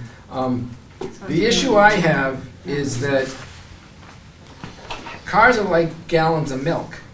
They have an expiration date. And you're not gonna go to the store and buy yourself 4 gallons of milk that's gonna go bad in 2 weeks, because you know you're throwing 3 away. So the same thing happens when you lease or buy 4 cars at the same time. They're all going bad at the same time, so you're on the hook for 4 more at the same time.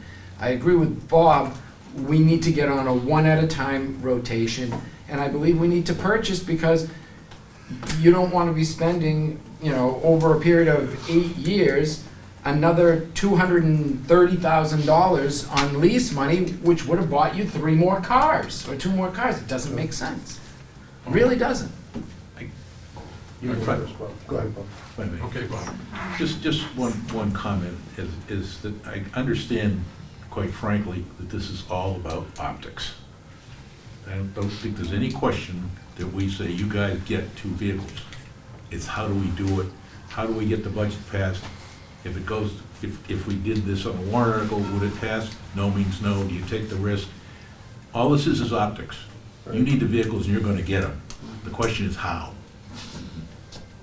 And how is it gonna be palatable to the voters? I mean, that's really the issue, right? Yeah, John. Agreed. I mean, that We've really done is the the warrant whole 2 years in a whole row, issue. and we're obviously a little It's a matter of touched how on. we do it, that will be palatable and pass and not 136,746 in the budget. Is that gonna cause somebody to say, I'm not gonna vote for that budget, those guys in the police department? We're gonna head for a default budget because of this 136? I don't know, there's some crazy people out there, right? So, No comments.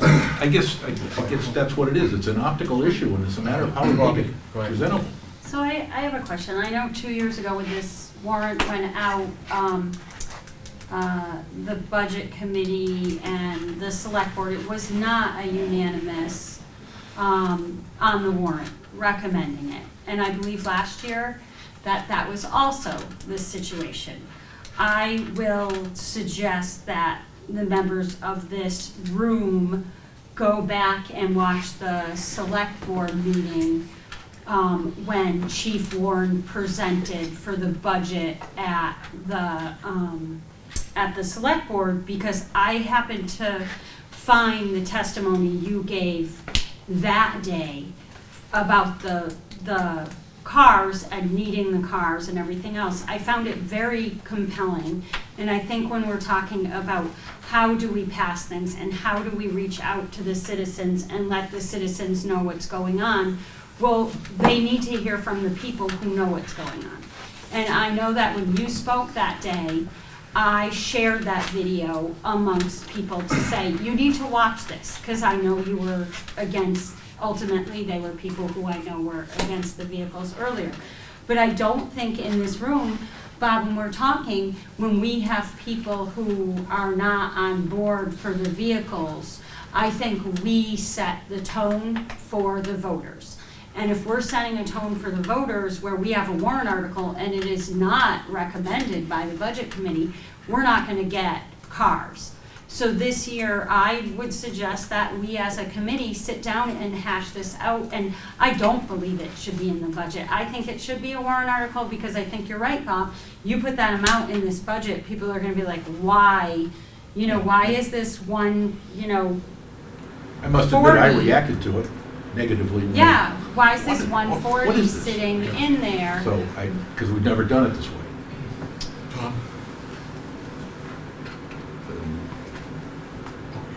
I'm not sure about putting it in a warrant article only because if it defeated, you have no other option, right?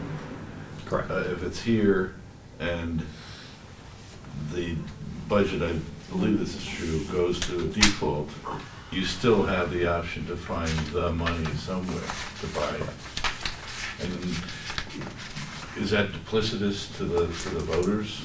I think the voters need to understand that, you know, your floorboards are rotten out, and you need to replace these cars. So that to me is the bigger issue. So my opinion is put it in the operating budget. If it goes to a default, there's money to be found somewhere to alleviate the pressure point. John? Justin? Just flew out of my head. The only way to do the lease is to do a warrant article, that's correct? Yeah. Okay. Because it's known. Right. Well, to be honest with you, I'm conflicted for that reason, but I was gonna make a motion to do a two car per year lease for, You'll refund. so the amount of money, so whatever it is, 38, 445 and 50 cents if it's roughly half of the 4-car, for this year with the, I know we can't say this now, but if you got 2 new cars every year on a lease moving forward, with the clear intent to the voters that that's your plan, I think, and the reason why I say 2 instead of 4 is it is a little more palatable, but the 7.09 is insane. The COVID screwed up cars, and I think, you know, in future years, hopefully that will go down and be a little more palatable. I made a suggestion at the select board meeting that we put 1 in the budget and we put 1 on a warrant article. Some people said, well, that's sneaky, you're hiding 1 here, you're hiding 1 there. I don't believe so. I believe what you're doing is you're hedging your bets and you're saying, okay, there's 1 in the budget, makes the budget more palatable. You're giving the voters an option to give a second car to the officers if the voters say yes. The only detriment to that is if we go into a default budget, they're stuck with only 1 car, they can't have a second because the warrant article was no means no. They can spend, but if we're in a default budget anyways, they're not gonna have the money to buy a cruiser anyways, because we're going back to 2023 budget. But it is another option to give the voters a choice. Do I want the police department to have 1 car or 2 cars? Tom? Is what you just said true? That if it's a default budget, there's no way they're getting any cars? Okay. It would be difficult to go back to a 2023 budget to be hiring new officers and to find $75,000 in their budget. If you hire new officers and you got no cars, what are you gonna do with your new officers? Yeah, so it will be tough. I think, you know, this is totally anecdotal here at this point, but you won't attract a whole lot of police officers when they see the equipment that they're gonna have to drive. And you're not gonna attract a whole lot of police officers who are sitting there saying, 3 default budgets? No, I don't think you're gonna attract a whole lot of employees. You might not have a problem buying a cruiser in a default budget. If you walk that one forward a little bit. I mean, certainly, the fact that the car situation has gotten to the point it has created some morale problems, as I'm sure you all could figure it would. I think that that's understandable. I don't think it's as much the equipment as it is the fact that they generally don't feel as though the town supports them to get them into safe vehicles. I think that's a bigger issue for them, but that's not really under your control, I understand.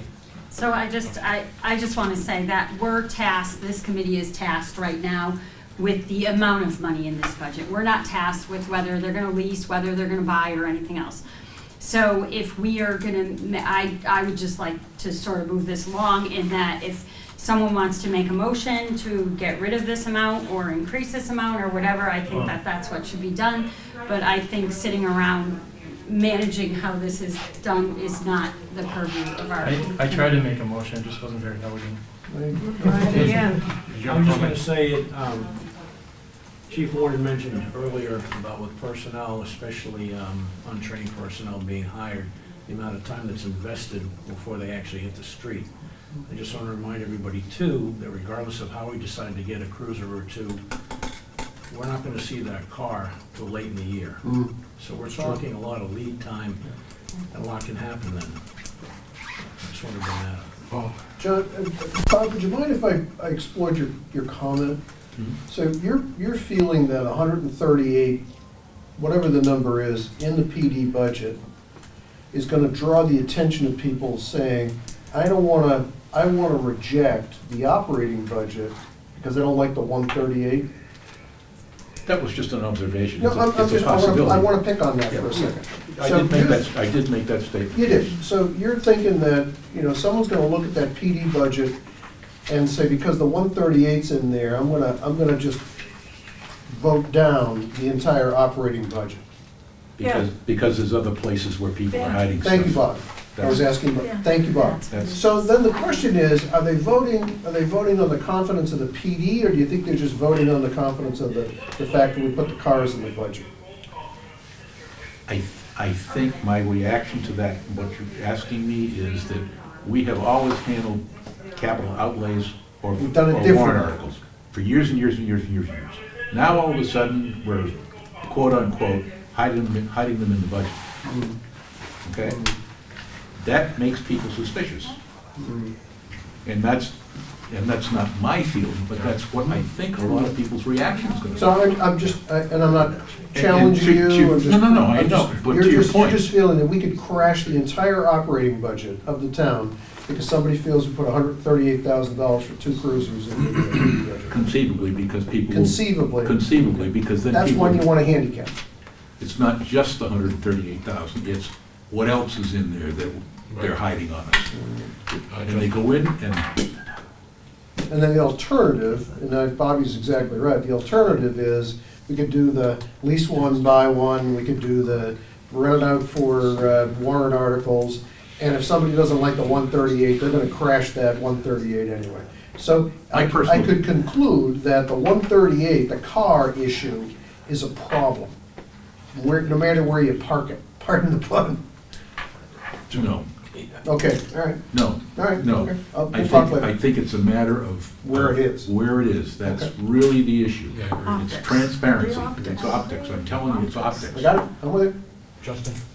So to restate my motion, hopefully more clearly, my motion would be to amend, to remove the 138,046 out of line 740, and can we make a warrant article suggestion? No. Okay. Well, then I guess that's my motion. In the hopes that the chief would consider $38,500 amount on a warrant article for a 2-car, 4-year lease. I think that, I have a quick comment if am I in line? That number is low because it didn't take in consideration the radio equipment that we have to have in that budget anyway, that line. So it would have to go, if it's in your intention to remove the cruisers, I would ask that you leave 1,300 in that line. Okay, Does that make sense? sure. See the 2025 amount? Yeah, well, he wants to keep, of a He car? wants to keep the 1,300 for the radios. oh, the 1,300, that's on a separate line, is that? The 700 series, 740, you have the cruiser Oh, I'm sorry, you're right. and the I did radio combine. equipment. We didn't Reduce to add those. $1,300. That's what you're looking to do. Yep. Yep. Leave that, take the. So my motion then would be to remove 136,746. Is there a second to that motion? Second Well- for discussion. Yeah. Yeah. Okay. Suzanne? Yeah, I totally agree with Bob's analysis of how he feels the budget would or wouldn't pass because of this number. Believe it or not, there are people that go through and just look for things like this. Now, at the deliberative session, someone like me would stand up and say, I'm gonna amend that line, 740, to 0, to half. Someone's gonna say, why? And I'm gonna say, because there's another cruiser in the warrant article further on down. People are not gonna like the choices that have been made to do it this way. I think it's very obvious that the police department has gone without cruisers or the number of cruisers they have needed in lieu of this, in lieu of other things such as this, and very generously have stepped back. I think tell it like it is. Put it in a warrant article. Maybe just put 1 in here and 2 in the warrant article. There is no warrant article right now. There's gonna be a warrant article, isn't there? As of right now, there is no warrant article for a police vehicle, period. Oh, my thought in removing it too, even though I can't do the warrant article, but if the warrant article was conceivably 38,500, I mean, I just, based off of what everyone's saying, I would hope that the community would support a warrant article for 38.5 for 2 new cruisers. And yes, there's more interest, it's a little bit more cost in the long run, but to get 2 new cruisers every year, if you so chose to follow that path, that's what you need. And get this budget passed. And get the budget passed. That's really the issue. Yeah, instead of having a large dollar amounts, let's simmer it down a little, and I think, I mean, it's honestly, like, there's something else going on to the conversation that happened a moment ago. If the town won't pass 38.5 for 2 new cruisers, there's another problem, right? Excuse me, I have a quick question. Yes, sir. That's right. I don't know what that number's gonna be. That's right. Well, I can't do it anyway, I'm spitballing. I don't know what it'll be, it could well be 50,000. I don't know. But even what so, that'll for the be. sake of argument, I mean, Tom? My primary concern with a warrant article versus having it in the operating budget is that you got no choice. If the warrant article is voted down, you're done. At least here, there's the opportunity to find the money. So I would say, and I'm sorry I cut you off, Tom, there is a mechanism. But I really don't want to have to go to Superior Court to ask for an emergency town meeting to get these people cruisers to be able to drive and If a patrol the warrant town article- of this. if a town warrant of article Wolfeboro. is If defeated. it's a warrant article and it fails. Right. That's the mechanism. Bobby? And I mean, you don't have to do this if you don't want, but my question is, the select board could still write a warrant article, true or false?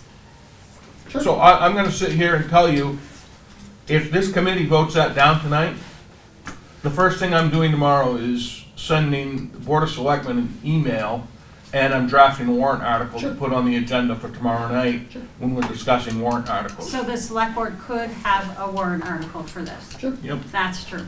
Okay, then my other thing is, and this isn't a motion in any way, but again, we have a committee here where members voted against these cars 2 years in a row for warrant articles. And I'm just curious if this board, this committee is still going to vote no for these cars, or if we are a unified committee for these warrant articles. Because if we're a unified committee for these warrant articles and we're recommending them, our community is gonna see that at large. Before, this committee was saying, nope, we don't want those cars. Now is our committee on board to say, yes, we're gonna support a warrant article? Paul? I just want to clarify what you just asked in my normal and customary inelegant way. You're saying is, you're pitching the question back to the board to write a warrant.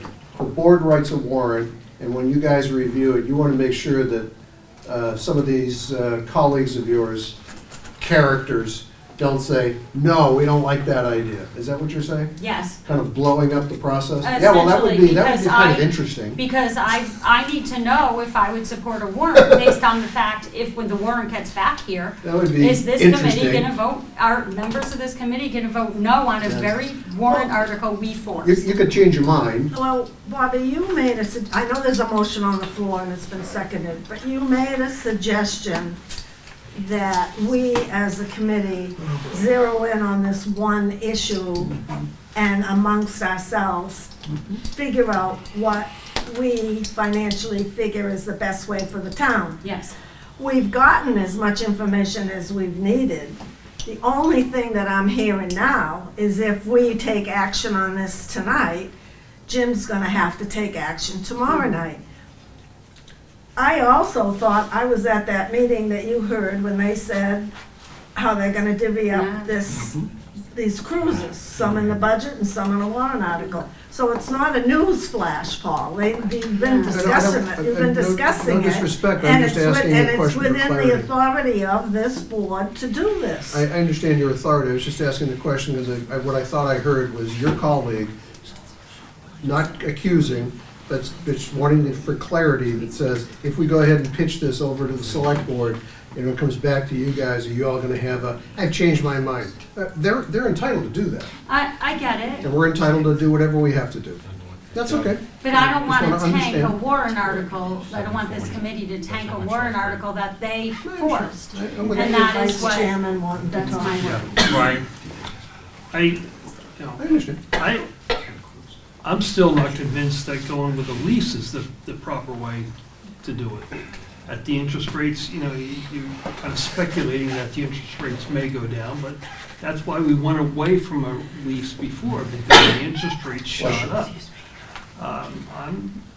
Whether it be, in the budget or whether it be a separate warrant article, I think we would be better served as a town to just make the purchase outright, whether it be one cruiser, two cruisers, and we'd have to make a pitch to the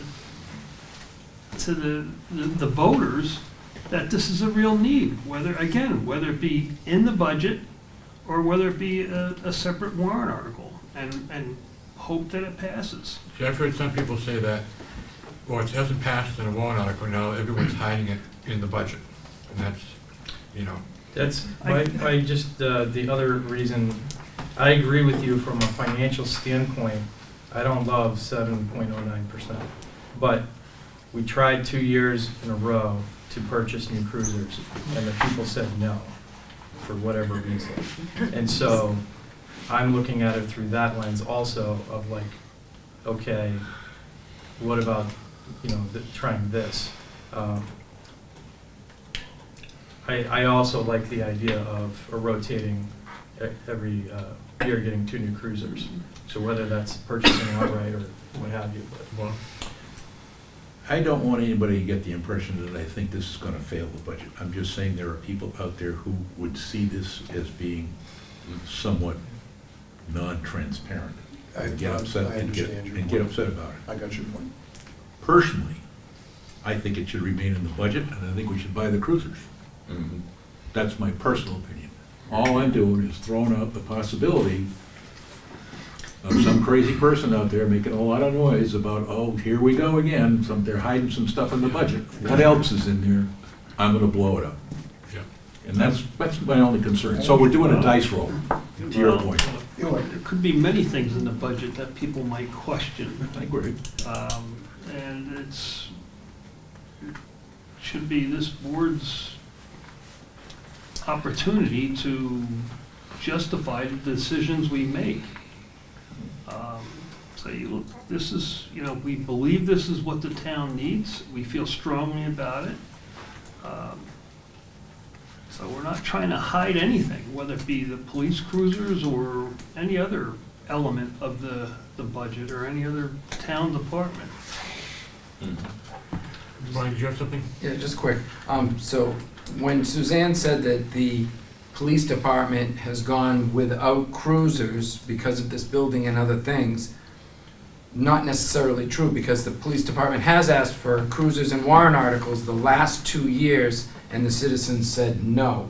So they have been consistently asking every year for the last 2 years, while we've been in default budgets for the last 2 years. So both the default budgets have failed, and so has their warrant I article. think that's a great point.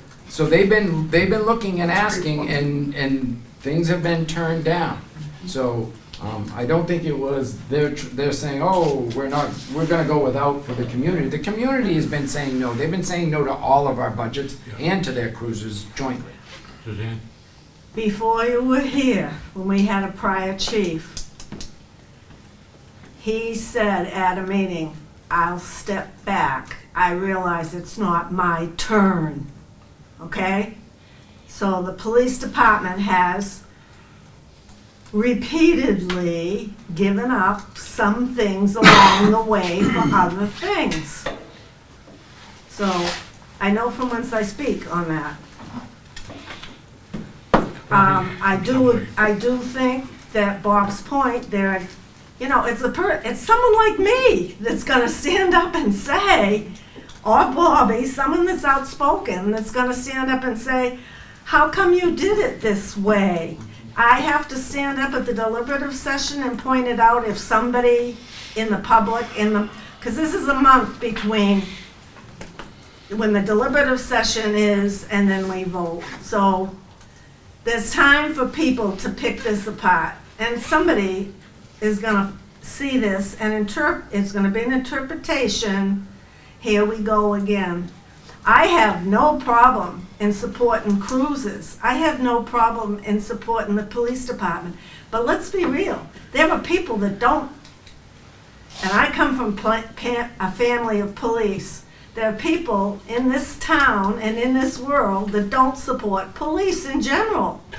And unfortunately, and they're gonna pick on this. And don't you have the discussion coming up again about the police, what do they call them?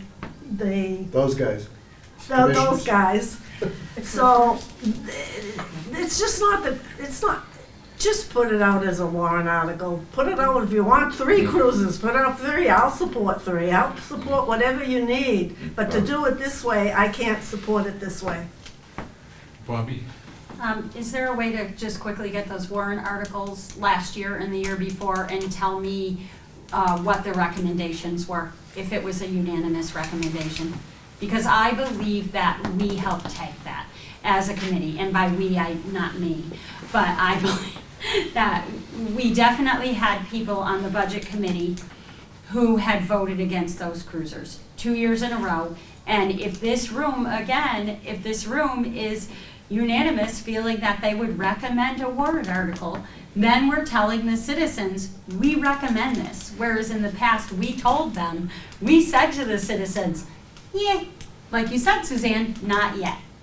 Not yet.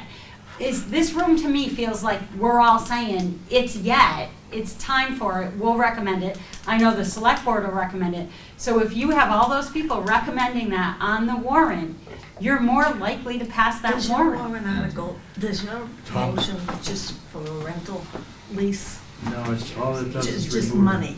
All it removes it from the budget. Remove the whole thing? No, And we're I gonna know leave the the two radius ones. in. All right. So But just the cruisers. this, But, okay. so a clarifying question on my motion, if it was to be a warrant article, whether it was a purchase or a lease, it would still need to be removed from the budget. Yes. And it would be this amount? It would be the 136,746. Yeah. Okay. And, if I may, you have Yeah. a question. I'm gonna let him go first. Okay, right down. I guess I've clearly made my position known that I would prefer this not be a warrant article. I align with Brian's statement and even to an extent Bob's, where he seems to be coming along with, we gotta get these cruisers. That said, Bobby, if it became a warrant article, I'd have to support it, I always have. Yeah. But I still think that having it in the operating budget, purchasing them, telling the voters right up front what's happening, why it's happening. To your point, Susan, deliberative session, we've got to be convincing. We've got to be able to really show and demonstrate to the voters why this is necessary. To do otherwise, you're declaring defeat before you even fought the battle. All right, anybody want to know the information? Did you get it? Chief, I'm sorry. You digging it up? Just a quick note, and Suzanne kind of sparked this in me, and thank you so much for your support.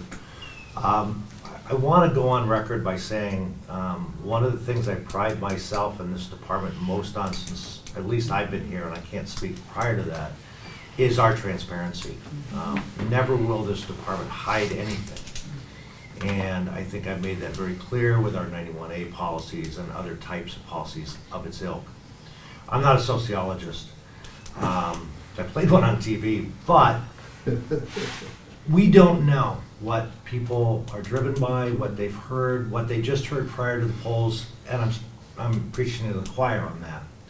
I was not in favor of putting, Brian's suggestion of putting one in one and one in the other, because I felt that if I was a voter, I'd say, well, if they didn't get one, they want to get the other. That's their choice. You run the risk of having half the people vote no here and half the people vote no here, and you're still in the same place you started in. With the operating budget, where I've been in my career, in my path, is it's the price of doing business. It's equipment. It's ballistic body armor. It's rifles. It's shotguns. It's all the stuff that hopefully you all don't have to have. We do. It's our equipment. It's stuff we need to do our jobs. Cruisers are equipment. Yeah, it's a little bit more expensive than a lot of things. It's not as much as a full-time officer with benefits, but it's up there. But it's the price of doing business. And that is, according to the industry, why a lot of towns and cities are putting that amount in their operating budget. Because that's what you have to operate.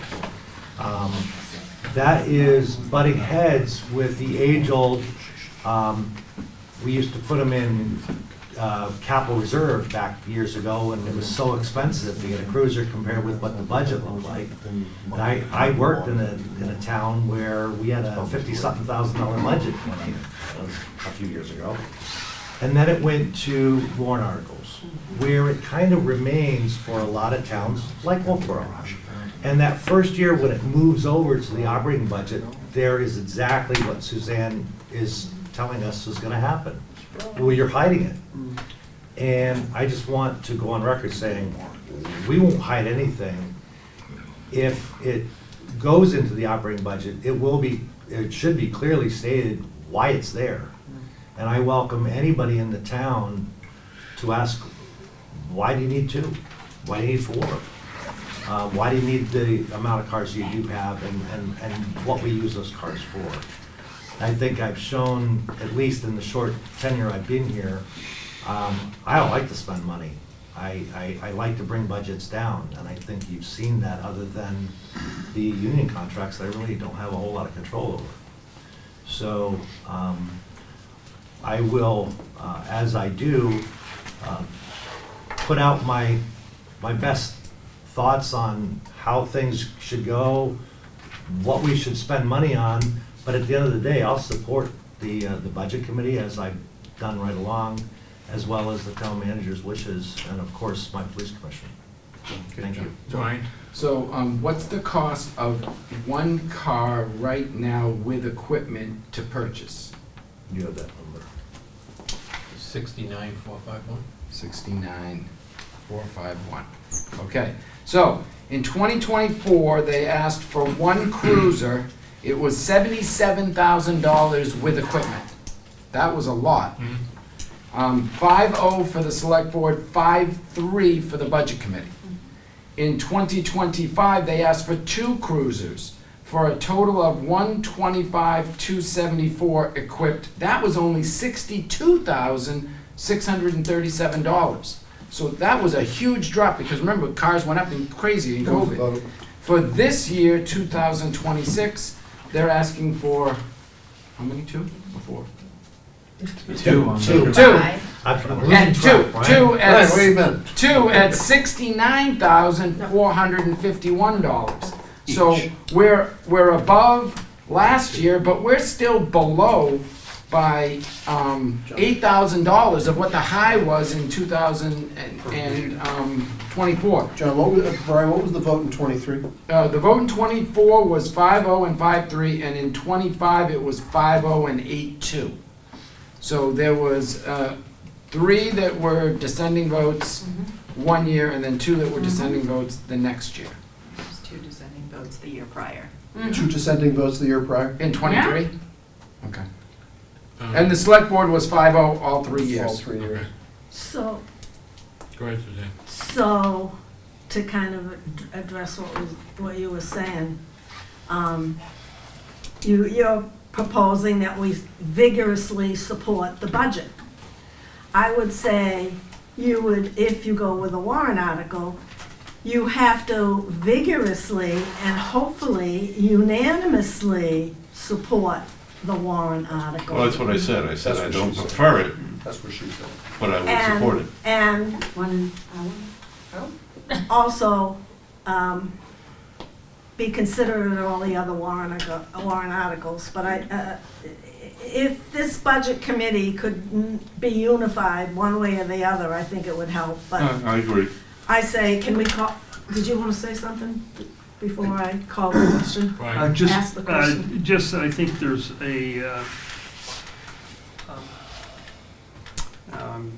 I've lost the thought, but there's a lot of merit to being consistent to the way this has been presented to the voters in past years.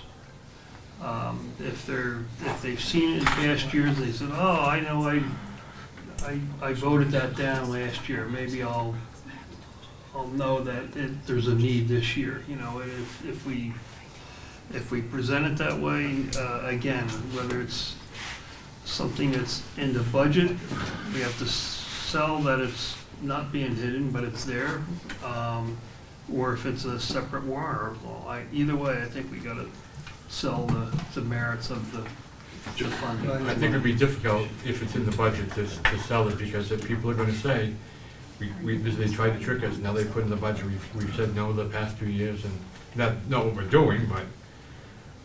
Leanne, did Can we call a question? Yeah, hold on, just one second. Leanne, did the vote pass with a cruiser purchased in '23, or did it fail? Oh, I didn't look The at town meeting Yeah. I didn't. passed in '23. Okay, so it passed in '23, but it didn't pass in '24 and in '25. Correct. No, but also in '24, we had 3 members of this committee, and the leaders of this committee were the no's on it, and I think that was a big part of it. When you have your leaders on your budget committee saying you don't need that yet, I think that sent a strong message. And then last year we had 2 members.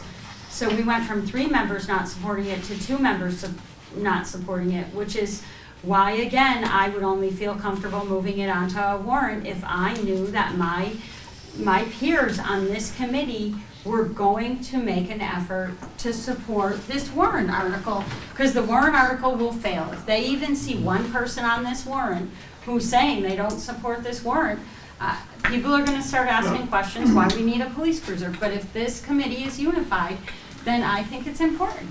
We still have the question of if we do see a warrant come Yeah. out of the select, whether it's gonna be a warrant for a lease of a small amount, or whether it's gonna be a warrant for a purchase, or whether it's gonna be a warrant for a purchase of 1 cruiser, 2 cruisers, 4 cruisers.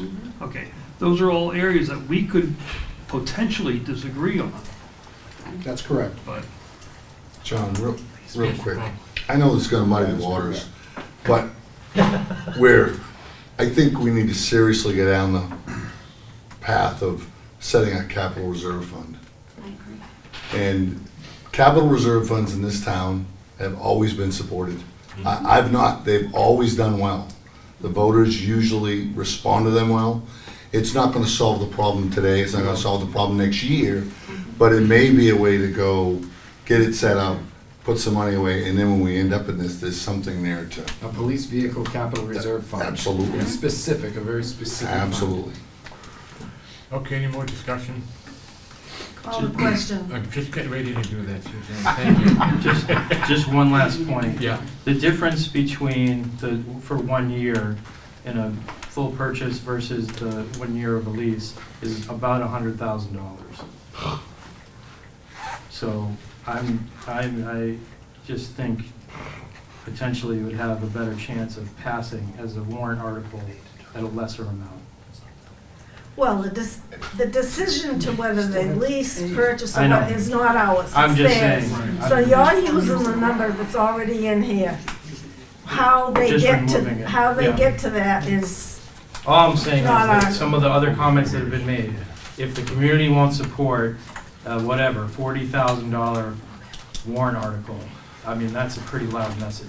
John, can I just ask a clarifying? Yes, sir. So the $100,000, the voter is still gonna have to pay that amount of money.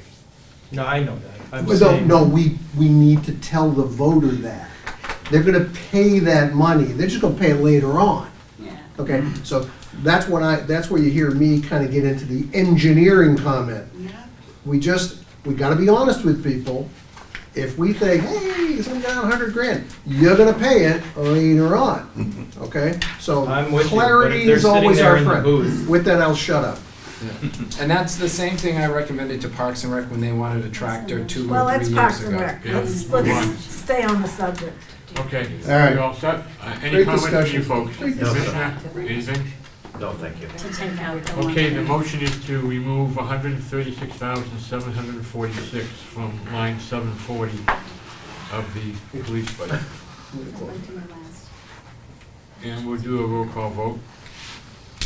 Tom Bell, No. Bob Mulholland, No. John McDonald. What about Bobby? She said she wanted to go last. Oh, John okay. McDonald. That's what- Oh, wow. I didn't know we had a choice to do that. That's interesting. Yes. You've done a good one. Go last. I'm the chairman, I can do that. I'm sorry, I didn't hear, I said yes. Okay. well, what did, Bobby wants to go last. Suzanne Ryan, Yes? Justin Brown, Yes. Bob Lohman, yes? Brian Black, yes. and Brian DeShays, Abstain. Bobby Buckman. What numbers are we at? Oh my gosh, we are at 1, 2, 3, 4, 5. 4 yeses, 5 yeses, 2 noes. John will Three noes. abstain. With three No, noes. I have 2 noes and 1 Tom, Bobby, abstention. John, and noes. Should have 5 yeses and 2 noes. Come on, 5 Bobby, you're yeses, the 2 one who noes, stirred this and up. 1 abstain. Okay, Bobby is yes. Okay, so we have 1, 2, 3, 4, 5, 6 yeses. 2 noes and 1 abstain. And 1 abstention. And can you just, for my clarification, so that I got my notes right, can you read the motion? 4. What was the vote? 6-2-1. 6-2. 4 to what? It's to pull 138,560.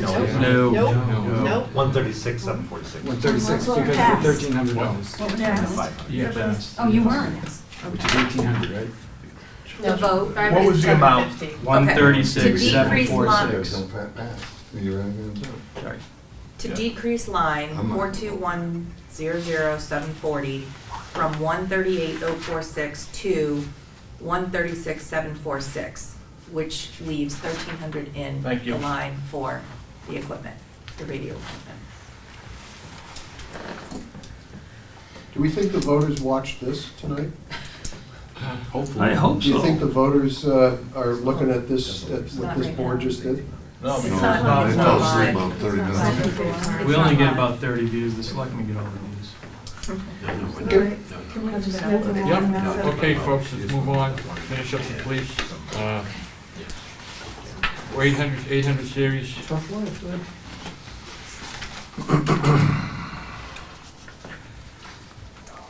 Sam, would you have a new number from the changes that we've done, or should we wait a little longer?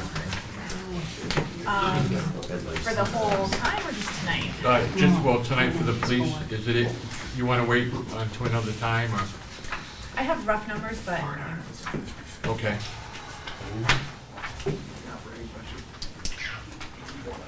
She wants to know the total numbers of deductions, which I think also includes the insurance, which she had to still do. Probably like, 2,100,000, somewhere in there. well, a portion of that is going to be taken out of the personnel administration, so I Okay. kind of give you that. Okay, thank you. All right, any questions for the police budget? Let's move on. Communications.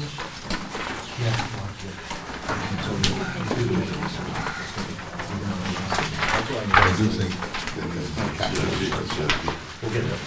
Okay, 100 series, which is salaries minus the health and dental. Any questions on 100, 200 series? Yes, ma'am. Okay, can you just quickly explain this county dispatch thing? It's not on we the, don't have a choice. it's not in the direction of this year's budget. Yeah. Okay, So I don't know if it's appropriate to do that yet okay, in this form.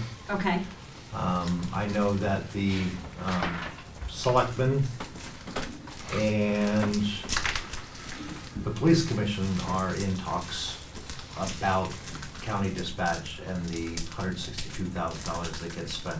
okay, but we're not, But none we're not- of our employees are None of this affected is in involved. any way by this decision with the county of dispatch and potentially the fact that we're paying it over there, but not using it. Okay, 100, 200 series. I'm sorry, just go Brian. Yeah, since I started the conversation, I just say, it's in. October 7th, last That's right, year. thank you, yeah, we were, it's in theory mode right now, so it's gone nowhere. Okay, Okay, thank you, theory. thank you for helping me understand. Okay, any questions, 100, 200? Let's move on to the 300, which includes telephone, IMC annual fee, two-way communications for the recorder, Granite Hill repeater, generator, NCIC state query interface maintenance, and power DMS and power time annual and then computer project spots. Any questions on? Yeah, just a clarification, that's Power DMS thing, what's? Power DMS is is an online program that's developed mostly to assist policies, procedures, rules and regulations, and the accreditation program. The officers are able to see their policies with one of the cell phones that we issued them anywhere in the town. Okay, thanks. Okay, 400 series, which includes communications, maintenance, and office equipment maintenance. 400 series, 600 series, office supplies, postage, and propane for Bennett Hill. And then we also have the safety equipment, union dispatches, part-time dispatches, new dispatcher outfitting. All that's union stuff, chief, required by the union contract, yep. Okay, 700 series, machinery and equipment, and furniture and fixtures. 800 series, travel and meetings, and some professional development. And, let's see. This budget is up $76,658, or 13.6%. That mostly in salaries, chief, and, that increase? Yes. Any open positions? No, there's a part-time per diem that's we're gonna put on, but no benefit. Okay, thank you. Any questions on the communications budget? No. Let's move on to animal control.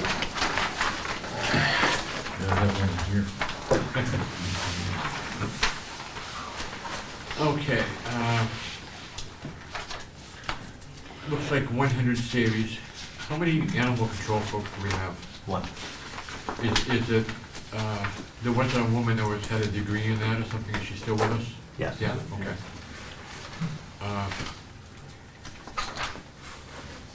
And then we've got the 300 series, which is medical services, and also outside services. And then we'll go down to the 680, safety equipment. I have a question. Yes, ma'am. Where do we take our animals that are strays or wandering? Where do we take them? Humane Society. Where? The Humane Society in Ossipee. The Humane Society? Oh, Animal shelter. lakes, the lakes. Lakes Lakes over in region. Ossipee, yes. Yeah, over here in Ossipee, yeah. Okay, so we've got the public travel for meetings and professional development.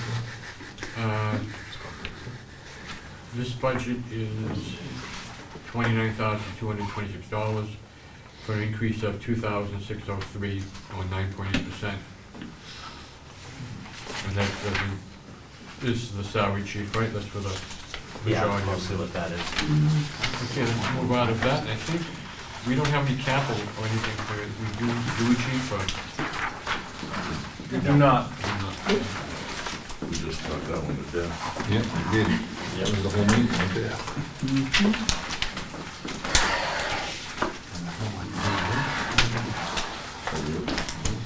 Any questions of the chief or the commissioners, whether they're still here? Seeing none, thank you, Chief Captain, Commissioner Wood. Thank you for your service over the many years. Thank you.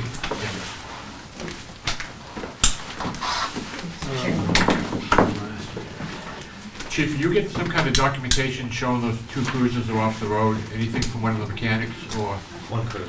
One One's cruiser. gonna be off the road. Okay, maybe if the I next can one. forward you the email I got. Okay. That might be easier. Yeah, Yep. yeah, that'd be good if we have that. He actually did at my request, he did kind of a autopsy Yeah. of the four. I'll just send you that. Okay, and maybe note the ones that you think are the one that's definitely off the road, and the other one that's next in line. gonna show them? My problem, part of my concern about what we call car 3, the one that's still on the road that won't be long, Yeah, is even if we bought a car tomorrow, I think we're still gonna be down that car for a period of time, because like, I think what Brian said, it takes a while for those cars to be done.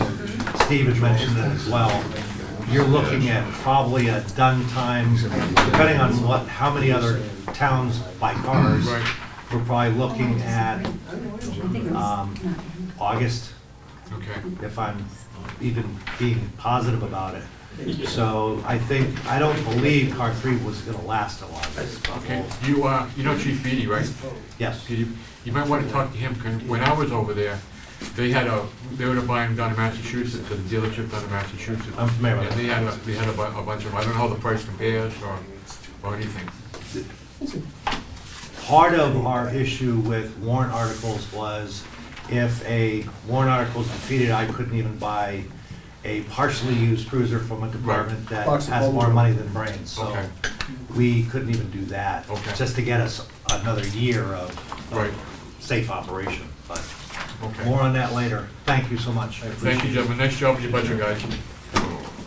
Appreciate it. I'm sure the voters do also. Okay, what have we got going on?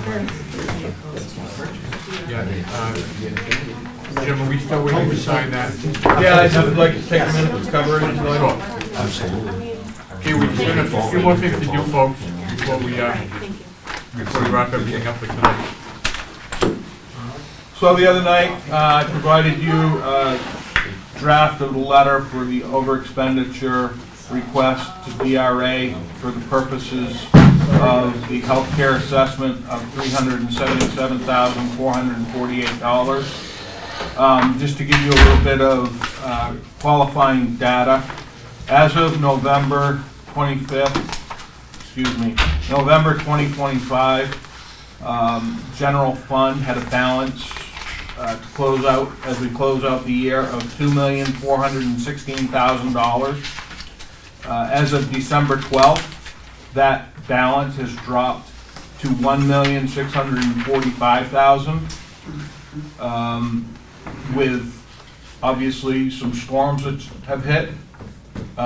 We've got payroll coming up for the next couple of weeks. Traditionally in 2023, we spent in the month of December in the general fund $1.55 million, and in 2024, $1.6 million. So we're running a tight budget. Therefore, we do believe that we need to ask for the over expenditure through New Hampshire DRA. I have the draft letter for you that you received. I did correct the spelling on my name, which was wrong. And short of that, you know, my intention is not to use as little of money as this as possible. Keep running the tight ship through the end of the year, but you know, these storms have been expensive on product, overtime, and repairs. Right. So I can try to answer questions that you might have in consideration of you guys making a motion to sign this and get this signed tonight, so I can take it to the board tomorrow night to get them to sign it and hopefully turn it over to DRA Thursday. Does anyone have any questions about the? Yeah, just a quick one. Yes, sir. So do you feel comfortable with our unencumbered fund balance and all that stuff? Yeah, so actually, one of the criteria that we have to do is provide them where our fund balance will be with taking out the $377,000. We would still have a fund balance of $4.1 million in the general fund. How much? Is that 4.1 million. Is that 4113718? Correct. Down about the bottom of the page? Okay, great, thank you. I'd like to make a motion Yes, ma'am. to support the letter of December 15th, 2025, and under RSA 3211, to send a letter to the Department of Revenue Administration to overspend the budget by $377,448.52. Second. Any further discussion? Just for the public, Jim, this comes as a result of the money that was spent here, right? Mine don't. Yeah, so this, Said that in my You got a pen, motion. Jim? I do. This is the school care assessment that we were hit with October 1st, which was a 12% assessment on our health care. And Brian, Paul, myself have had numerous conversations about where we're going with this. This is going to be a challenging few years in front of us related to healthcare. An understatement. Yeah, and so the citizens know, this has nothing to do with the way that the town funds or operates or contracts with our health insurance. The health insurance provider was hit with high claims across their risk pool, and because of that, they assessed 90 communities a 12% increase or more, depending on the community, across all 90. So this, we're not in this alone, it's a lot of communities, and it has nothing to do with anything with the town. It has to do with the risk pools that are managed by the Secretary of State's office in Maine. Brian, Yeah. We haven't voted yet, no. We did get a second. it also is on the heels of them giving money back to townships, I think, over the course of several years. Yeah, well, they gave back, school care gave back monies, and we were anticipating 10% increases for years, and they would come back and give us only an 8 or 9% increase on our insurance. And they had, I guess they didn't read the numbers coming through their actuaries, or their actuaries didn't predict the potential hit on claims to their group. And so they have to make up a $32 million shortfall. John? Yes, sir.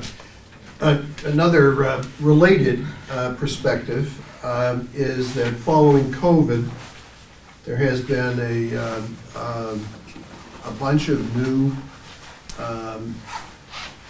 medicines that have hit the market that are now being covered, and those medicines cost money. That has pushed up the amount of payments from school care. There have also, since COVID, during COVID, we didn't go into the hospital to get our elective surgeries, and following COVID, we decided to do that. And as a result of that, all of a sudden there was a large lift in terms of draw on the pools. And Brian makes a relevant point that the actuaries, didn't catch up with this tsunami of additional costs, and all of a sudden, bam, those costs hit the pools, and now we have this assessment. Will we see more of this? Who knows? But I bet you even money. It's not going to be a 10% up per year. It's going to be more than that, because this is going to have to go up and hit a trend and normalize, and we're not out of the trend. I guess I asked this question before. I think if there is no regulation of the balance is supposed to have, like towns have a suggested unencumbered fund balance, but there is nothing as far as school care, right? School care is not an insurance company. Okay. Ergo, they're not regulated. Okay. Now, they have a board of directors, they have, people that are trying to tell them what their reserves What need, you said. but they're not I would regulated. say for So the reserves aren't regulated.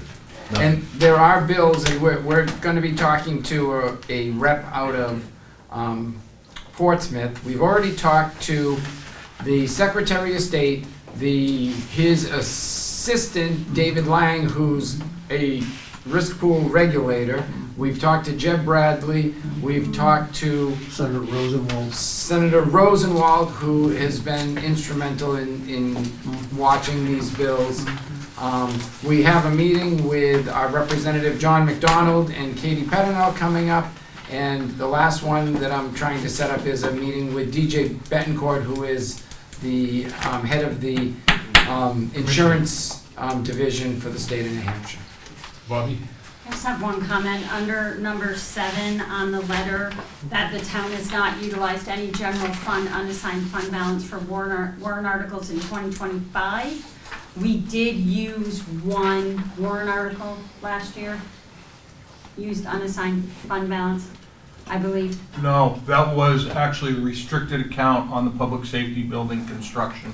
And so it had nothing to do with the unassigned fund balance. Okay.